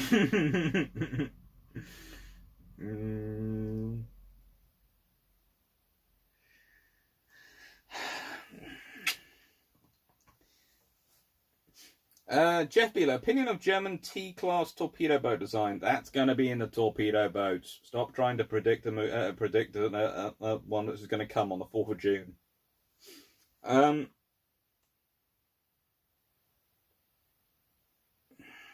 Shelby 42 at Dr. Clark. Tick doesn't seem to like any of the German high command. One true. Just makes a point to say that Hitler was evil, not insane. No, I don't say Hitler was insane. I say he was stupid. And I'm not even sure he was evil, really. He's just very, very stupid, and people do a lot of evil in his name because he doesn't understand what's wrong with what he's doing. He is evil, but, you know, it's going to sound strange. When I'm talking about evil, I expect I almost expect it to be knowingly evil, i.e., you know, to be truly evil, you're knowingly evil. Hitler is just stupid. He's an asshole, frankly. You know, it's one of those old questions. If you go back in time, if you can go back in time, do you shoot Hitler? Probably, but the trouble is, who comes along in his stead is what worries me. He might have actually been intelligent, but there again, if he'd been intelligent, he might not have done what Hitler did. So, you know, you have all those things. Although, you know, I'm not saying intelligent people are always nice people. They're not. They can be even more evil when they want to be. Off license, Alexander. The Americans were much better generally at encounter battles against Japan. Do you agree? If and so, why? Better fleet orders, better training. Better fleet orders, better training, but also a far more. The American. I always put it on. You have a spectrum in World War II of Japan to Britain in terms of tightly controlled formations. Japan is the most tight, centrally controlled fleet where the admiral's basically saying everything. And yes, some ships can, and some ships officers do get away with basically ignoring command, but it's very rare. The Americans then sort of sit in the middle, quite tightly controlled, very strict formations, but the officers are encouraged to think and adapt to scenarios as they need to. And then you have the British who are basically going, right then, so we're going to keep to this roughly formation, but if you see the enemy, find them, kill them, come back. Okay?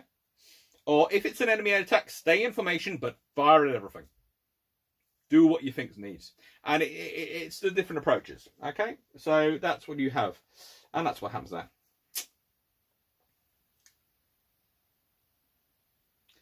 Jeff Beeler, Panama attack too far out of the box thinking for the Japanese. That is the problem. That is the problem. SKV, or dive an explosive stuffed submarine halfway into the lock, wait for it to close and... would be a glorious suicide attack. That really would if you could get a submarine that far away. Daniel Freeman, at the RKB 472, the Operation Royal Marine was a plan to mine the inland waterways of Germany from the air and disrupt the trade movement, much more damaging than the loss of barges to Op Sea Line. Yep.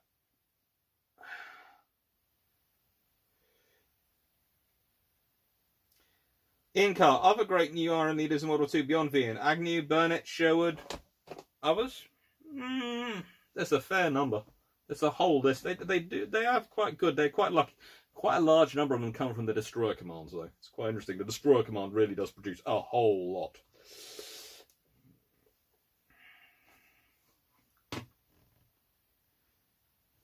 Sam Shika, destroying the locks that hold the lake and drain the whole lake in the middle of Panama would cause a catastrophe, I think. It would definitely cause a lot of issues. Kibble, World War II era question. If 4C had survived Singapore and fallen, still, would they have been, where would they have gone? East Fleet or Pacific Fleet for a short period? I think I've answered that one. I think I said they would go to Australia, then to the Eastern Fleet.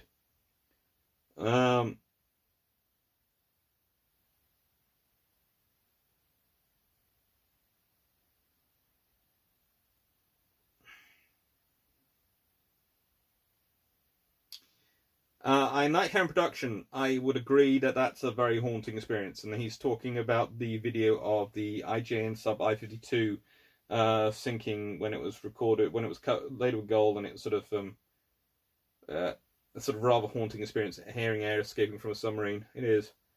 Seeing White, one last overriding question I must have. What the hell is bully beef? Okay, bully beef is a form of tin corned beef, as Stephen White says. It's a very specific type, and it's got a very specific corn ratio, but it's actually quite nice.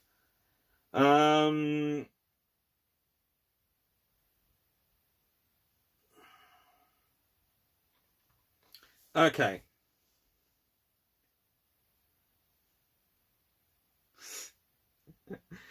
The new IKB 4472. Did any nation think of bribing a minor power to build a cruiser big enough to trigger the escalator cause?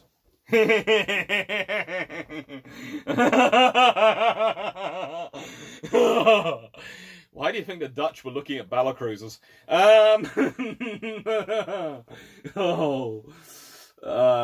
The British, the Americans, pretty much everyone was thinking about it. British were basically, the trouble was to build it, and to build anything bigger, most of them would have, and not many nations had the yard facilities to actually build it.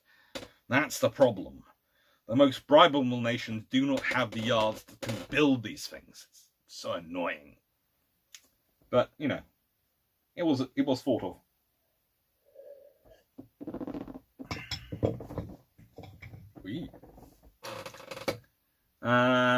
Don't know.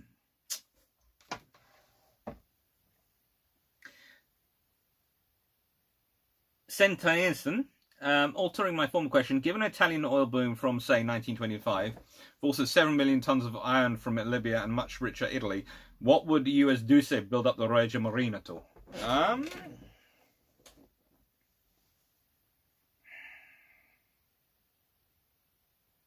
We see you've also got the treaty limits. So they're building up to the treaty limits anyway.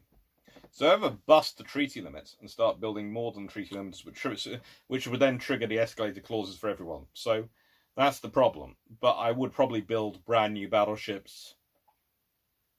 I would replace all my battleships with brand new vessels. I would find some way, some clause that said I could. If necessary, I'd accidentally sink them all, the old ones, and then I'd say I have to build new ones. They've sunk. You know, that's my reason. You can't hold it against me because I'm allowed this number and they've sunk. I'm sure I could come up with a reason for it, and I'd probably replace some of my cruisers as well, and well, some of my destroyers.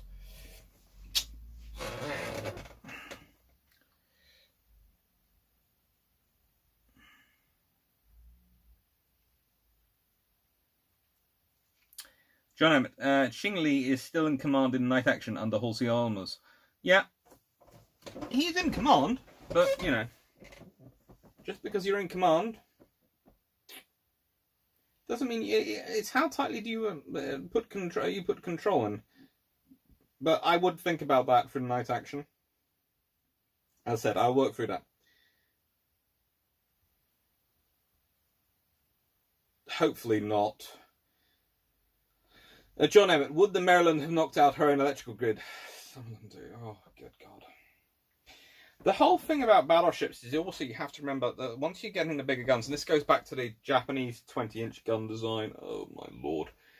If you have such a big, powerful gun, when it goes off, it can actually cause tremendous damage to you internally. It can really stop you from working. And that's the trouble. Kill Bill full. Of the Escalade class series BB guns, Iowa, Lion, Bismarck, Littorio, which is best? Lion, if you're British. Iowa, if you're American. Bismarck and Littorio, no. That's the thing. If you're American, building for the American style of fleet operations, i.e., what they're looking to do in... Where's my book? There it is. In this, you want the Iowa. If you're the British and you're talking about... Yeah, if I can get it out. By gum. Surprisingly hard. This, i.e. the British plan on Ferraris, you want the Lion. That's the thing. Neither one's really... They're both excellent, and you can go through top trumps and go, this one's better in this area, this one's better in that area. But what matters with a ship is is it good for what you want to do with it, for how you fight your battles. And that's the thing. The Lion is great for the British, the idea of how the British were planning on fighting their battles. The Iowa is great for the Americans and how they are planning their battles. It makes them both excellent ships. They don't have, the trouble is the Littorio is it was supposed to get the Italians control the Mediterranean. It wasn't going to. And the Bismarck was supposed to be this all-conquering surface raider and battleship for the Germans, and it just wasn't.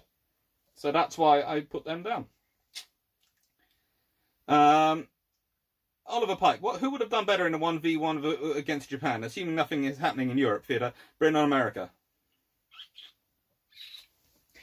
The American plan for fighting the Japanese played into the Japanese plans for how to defeat the Americans. So if the Americans have started war, if you don't have a Pearl Harbor scenario, if you just have war that end up being declared, the American plan for how to fight the Japanese plays into the Japanese plans, because the Japanese plans originally, if you don't have Pearl Harbor, was that if America declared war, they would wait and let the Americans come in, rather like they've done to the Russians at Toshima, let them come in and right at the end of the logistical scale, smash them. The Japanese plan, the British, is a slightly different scenario because the British plan is a far more... The British plan is analogous with the Anaconda plan for the American Civil War, and honestly, it works. So that would be... Okay, in the end, the Americans would have probably won because they'd have outbuilt and outproduced the Japanese. So even what they'd lost initially, they would probably have rebuilt and ended up winning. And the Japanese would have lost versus the Brits as well. The question being whether the Brits' plan, which more likely preserves more of their fleet beginning, especially if they manage to avoid a fight in the Straits of Singapore or manage to win a fight in the Straits of Singapore, if the British plan would have been quicker or the American plan would have been quicker. But either way, the Japanese weren't going to win that one. Not because the Japanese don't have some good ideas and good ships. It's just they don't have the build capacity.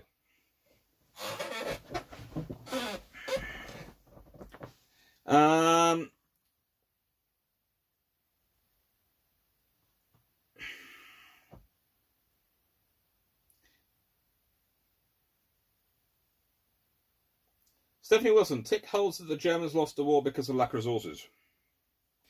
Yeah, lack of resources. No way to square the operational strategic circle they found themselves in, and overreaching ambitions. In the nicest way, you're already at war with Britain. You've managed to knock France out of fight. Why pick on why invade the Soviet Union?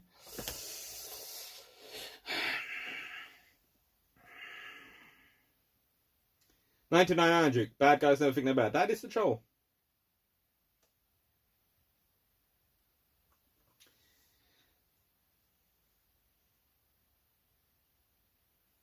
W. Crate. That approach almost sounds like their response to what happened in Jutland, where they missed the almost sunk German battleship. Yeah.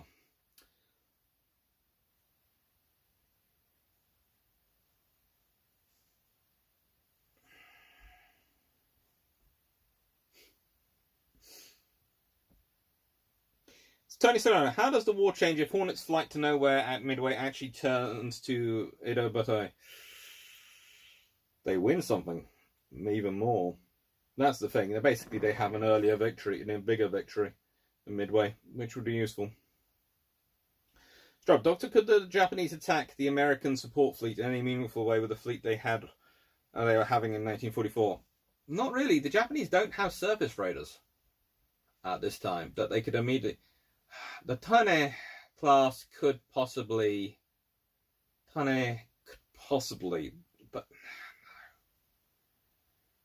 the trouble is, what the Japanese really need is something like the Town class, which has the reconnaissance assets 6 inches and a lot of fuel. The moment you've got an 8-inch cruiser going up there, it's too heavy, too bulky to be cost effective for the surface raiding mission. And the 8-inch, but you know, they could have done it. The question is, at that point, what good would it have done? Would harrying the American and support have actually achieved anything? That's the question. Ian Carl, did the RN anticipate the extent to which the RNC wouldn't be able to expand in World War II? Yes, they had plans for it and the RAN, basically, and the RIN. The Royal Indian Navy, the Royal Canadian Navy, and the Royal Australian Navy were to be expanded in any major war. That the British had lots of plans for it. They were hoping it was going to be expanded as much, a little bit less than it. Their plans were a little bit less than they actually turned out to be, but they were expanding them quite massively. Colin's dad, Dr. Clark, explain Bovril. Is it some sort of beef broth? It is beef extract. That's what we're going to leave it at, beef extract. But Bovril is quite nice. I enjoy it. I tend to use it especially when I'm making making gravy these days, and if I'm doing a beef stew. Stephen Wilson.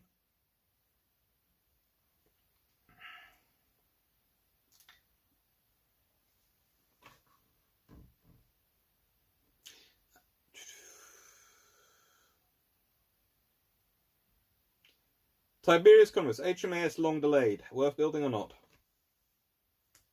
As well. Whenever you have these ships, it's always better to have a ship built than not have it. Ian Carl, where did the term dog watch come from? Basically because it's an hour of the day when only dogs should be awake. Or salty sea dogs.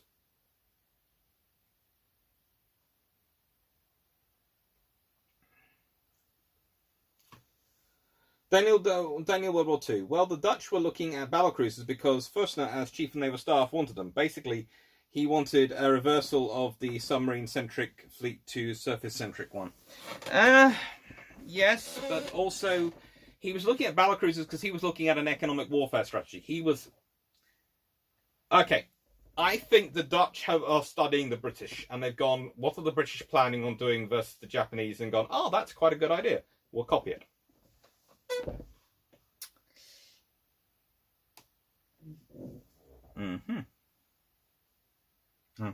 Back in a second. Just got to quickly go do the curtains in upstairs.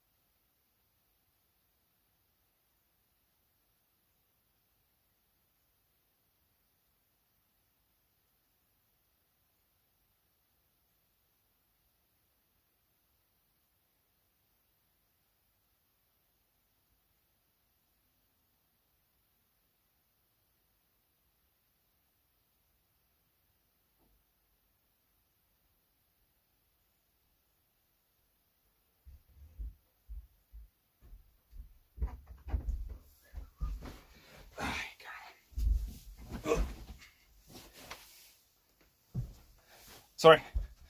Got a message from my mum going, could I please do the curtain in her bedroom so she didn't have to pop upstairs? So, trying to get good sun points, because, you know.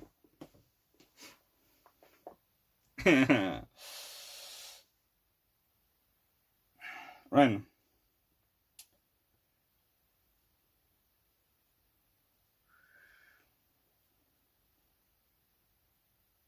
Admiral, would it be possible to elaborate on why the Lion was suited for how the RN wanted to fight and how it was they intended to do it and for the Iowa? Well, you know. Okay. So, the Lion was going to have good range, good speed. It was supposed to keep up with the carriers and be able to surge ahead.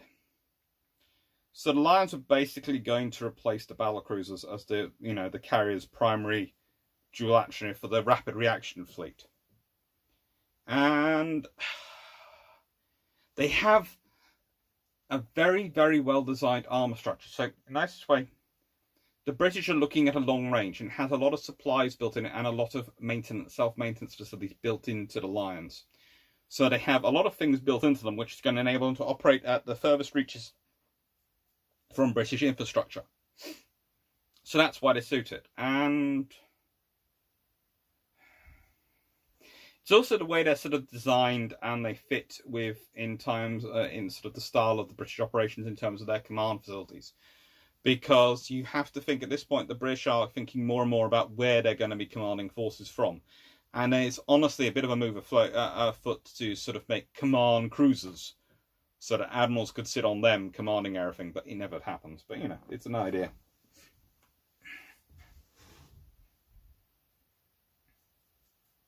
I've got so low, the screen's actually now flicking up. Okay. Ian Carr, were the RN safety concerns and designs of US aircraft carriers justified, and did the US use them in the form provided to the UK? The US did use them in the form provided to the UK. The UK didn't use them in the form provided to them. They did a lot of modifications. And I would say they were justified, because to the Americans, to an extent, the escort carriers are Sherman tanks, i.e. you can build lots of them. The Royal Navy is not so keen on the idea of a Sherman tank approach to ship design. They want something slightly more survivable. So the British ones are actually slightly more survivable, especially after they're modified.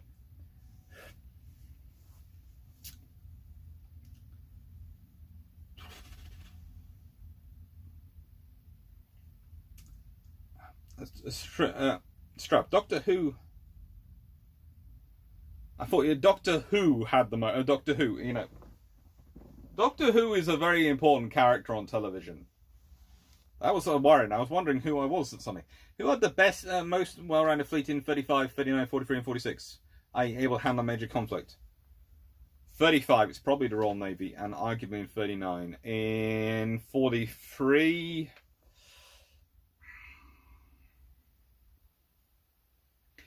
I would argue at the beginning to mid of 43, it's the British, definitely. I would argue between 43 to 46, it's the British and American evenly. They would handle it in different ways, but they both had fairly good, able to handle major conflict fleets.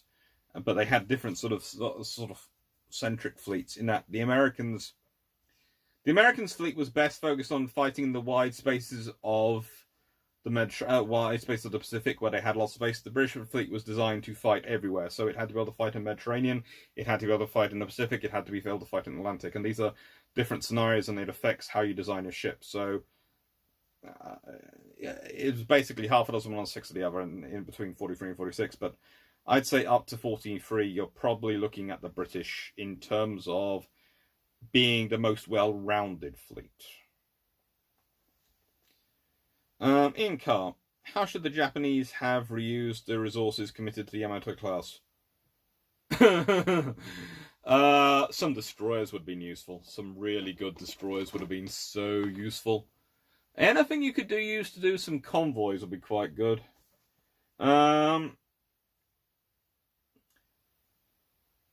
Richard Hughes, if you like long wordy videos, try the channel William Wright. Well, I do long wordy videos. Tiberius Connors, Ian Carr, I think HMS Dash has answered that, at least the first part. Not sure what's going on. Yes, that's probably about the escort carriers design. Yeah, definitely. Lightning show. With the 6-inch versus 8-inch issue in mind, do you think the naval battle of Bonneville would have turned out differently if the Japanese were using something like the 6-inch Mogami class cruisers?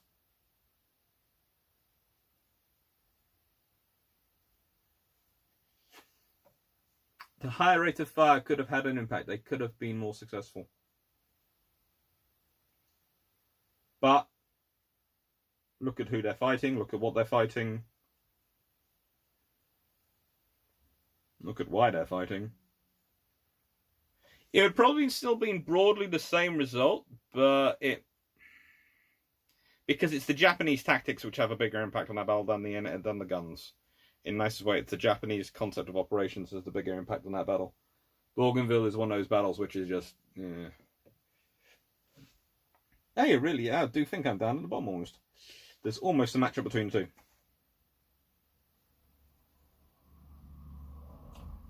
The Battle of Empress in Augusta Bay. Well, let's see if I can find a picture of that battle. There's a good one.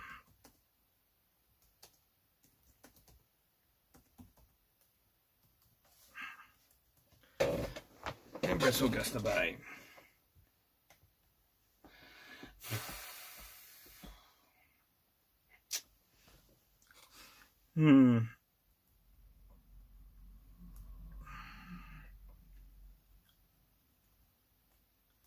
Yeah, it's tactics used.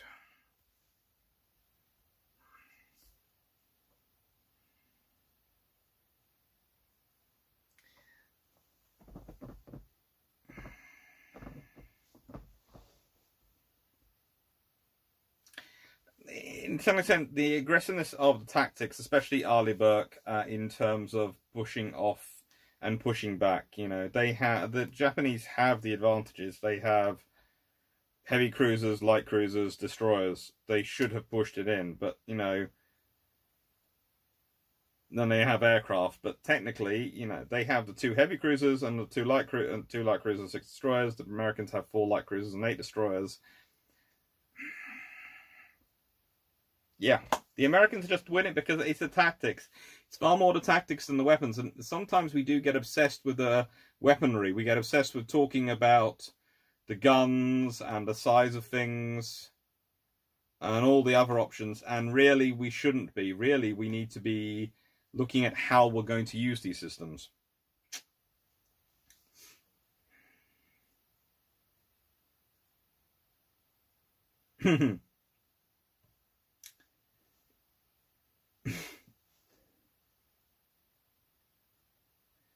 Colin said, to my British UK listeners, is there still a grog or rum ration in the Royal Navy? No, there is no longer a ration.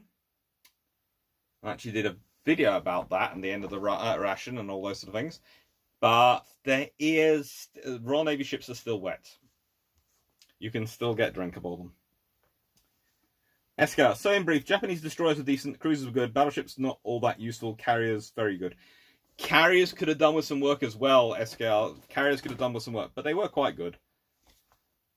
But in the nicest way, if you're the Japanese, you're building carriers like you're the Americans, and that's not going to work, because you can't build carriers as fast as the Americans. So in peacetime, in wartime, I can understand you churning out the carriers as fast as you can with wooden decks. In peacetime, I would have been building carriers that were as survivable as possible. If you're going to be lying about those things anyway, you might as well lie completely. Get ships as survivable as possible so you can win.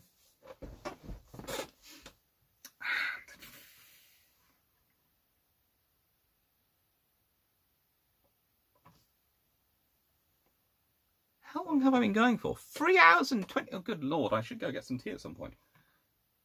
I think I'm down at the bottom. Okay. So.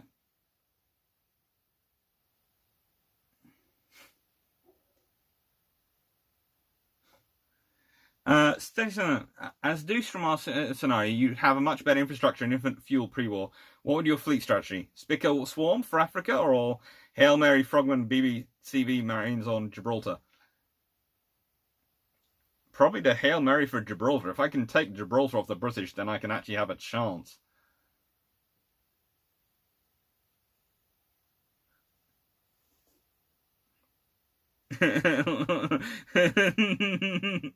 Ian Carr, can USN crews get temporarily transferred to the RN like Air Forces to get access to wet?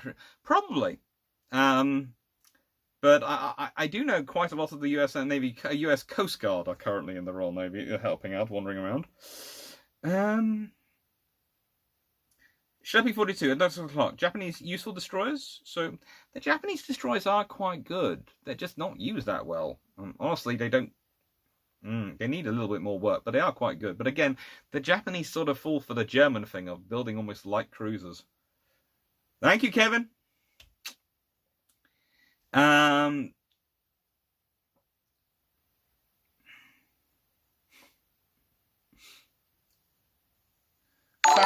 Were the 4-inch British 4-inch AAs effective? How effective was Hood's AA with seven twin 4 inches? The 4-inch AAs were fairly effective for what they were designed for. They were designed as high-angle engagement ones, and they were fairly effective. As AA guns go in 1939, 1940, they are very good. There are better ones that come out by the end of the war, but at the beginning of the war, they're very good. Gone said, to dovetail onto the AA question, what was the overwhelming majority of British AA in the RN? 4-inch, 4.5, 4.7, or 5.25? Well, the 4.7 was a theoretical AA gun for protecting other ships. It wasn't so good for protecting yourself, unless you were tribals and you modified your 4.7 inches in your B and X mounts quite considerably. And then eventually you replaced your X mount with a 4-inch gun anyway. Double fours. The 4.5 was pretty good. In fact, the 4.5 is the best by the end of the war. The 5.25 is... it's not enough gun to be a good cruiser gun. It's not a guff. It's too big to be a fairly effective AA gun in its handling. It's, just not right. And... Random. Escal, the Japanese army also had their own carriers from ago. They weren't much to write home about. Converted freight or something. Pretty much, yes. They really weren't that great. They are basically what the RAF had planned for Royal Navy carriers. Jack Ray, is there data available for sortie rate per day of World War II carriers? I think there is. No, it's not in that one. Not in that one.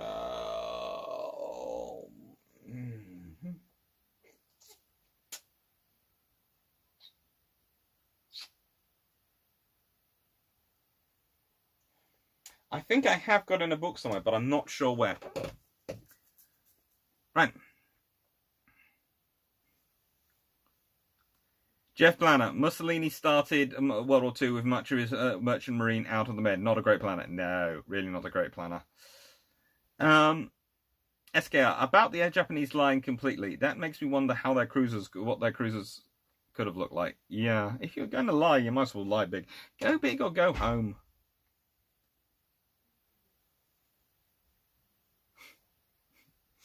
Sheppy 42, that's what it's like. I may be wrong, but I think the Azukais were more destroyers than the normal, not quite CR stuff. Yes, they were. They were quite good ones.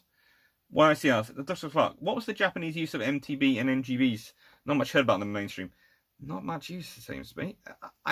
They have got them, but they don't seem to really enter the war that much. I can think of examples where some of them do get caught by tribal destroyers in Operation Irregular and things like that. But, nah. They're not really that successful, not news. And a bit funny that you're so happy for the tribal light cruisers, but scoffs at the German Japanese cruisers, even if the RNDDs are much better considered. Now, there's a reason for that, okay? And I'm starting to lose my voice, so I've also been talking for quite a while.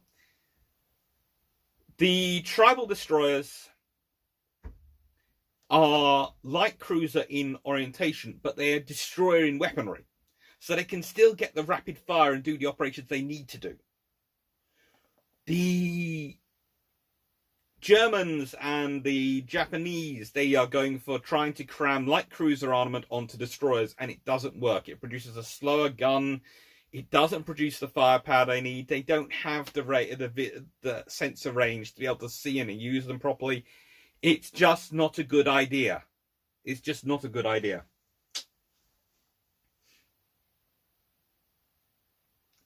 Jeff Beeler, only Nelson Rodney had 4.7-inch in singles. Yeah, and it really wasn't that great. Concept, Dr. Clark, Then how effective were the Dido class in their assigned AA mission? About as good as our Atlanta class? About. I.e., not that amazing, but not bad either. They were useful. They were better than nothing, but honestly, I preferred a C or a D class with converted 4.5s and 4 inches.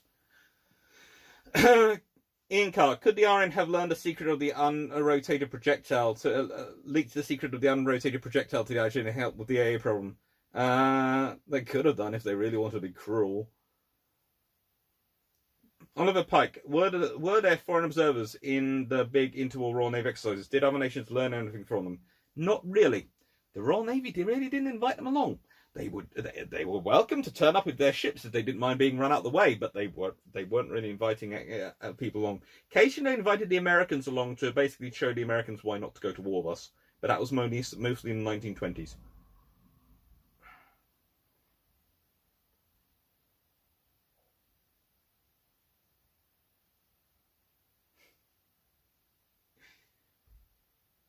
At Drac, if you want a 5-minute guide on some Japanese small boats, it's probably going to be Drac. I don't really do 5-minute guides. I do longer discussions because I'm a uni lecturer. I'm used to the longer ones. Also, I think I am starting to affect Drac because his 5-minute guides are getting longer and longer the more often he talks to me, I swear. No, it's a superstar, those 5-minute guides. They're really good. I try and get my students to use them. Right then. So, good Lord, I think I've caught up. Right. And, as we can see, I have run out of Iron Brew. And honestly, I'm going to go I probably need to go walk the puppy dog. So I'm going to answer a couple of questions and then I'm going to call it a night. Thank you very much for staying with me for 3.5 hours, everyone. I do love that you're all done this. Thank you again to all the subscribers. Thank you again to all the patrons. Thank you again to all the people who are on the Discord server chatting away. It's a really fun conversation. I really do enjoy that. And thank you to everyone for keeping this going. I have reached now, I think... Let me just check. I have got to an amazing 3,543 subscribers. I certainly never expected to get that far, so thank you so much for that. Right then.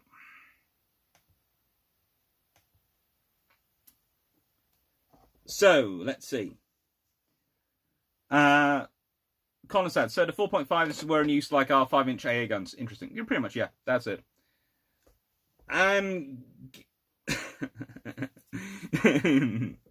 Discord. Yes, there is a Discord server off license. And thank you, everyone. Ian Carr, would you have preferred rum or ice cream on your ship? I don't drink alcohol, so I'd have gone with ice cream. But, you know, as long as they could supply me with Iron Brew. If they couldn't supply me with Iron Brew, there would have been a riot. Jefferson, I did win the argument with my aunt. I definitely did. And as for a Discord link, well... I have Discord on my computer now, so I can do a Discord link without interrupting the phone, which is useful.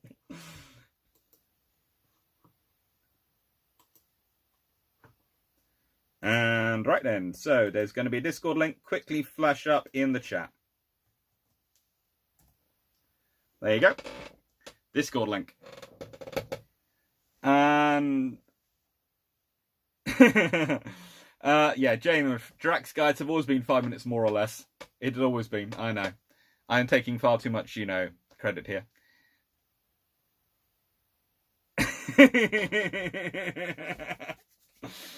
An Iron Brew ice cream float Steam White sounds wrong. That does sound wrong. Yes, well, I have now got Discord working on my laptop, which is good. So I can go to there and chat away.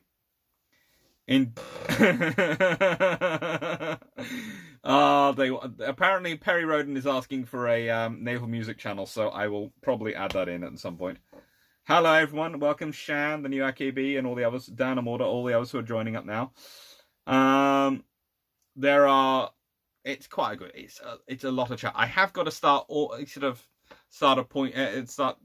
giving some people some ranks, I think, on there and those sort of things, because I know Drac does that. He does that very, very well. So I'm gonna have to ask him how he does that. But it's got general war games, what if history, some Falklands history, some naval history, and something. There is somewhere on there some examples of my some stuff I've written in my book. I've put some chapters in there. Anyway, hi Blue Ship Buddha. When do we get to see your victory dance? The victory dance was to my aunt, and it was basically like this. But that currently is showing the fact that I have now spent last 2 months pretty much inside my house and not been to the gym. Yeah. Anyway, thank you very much.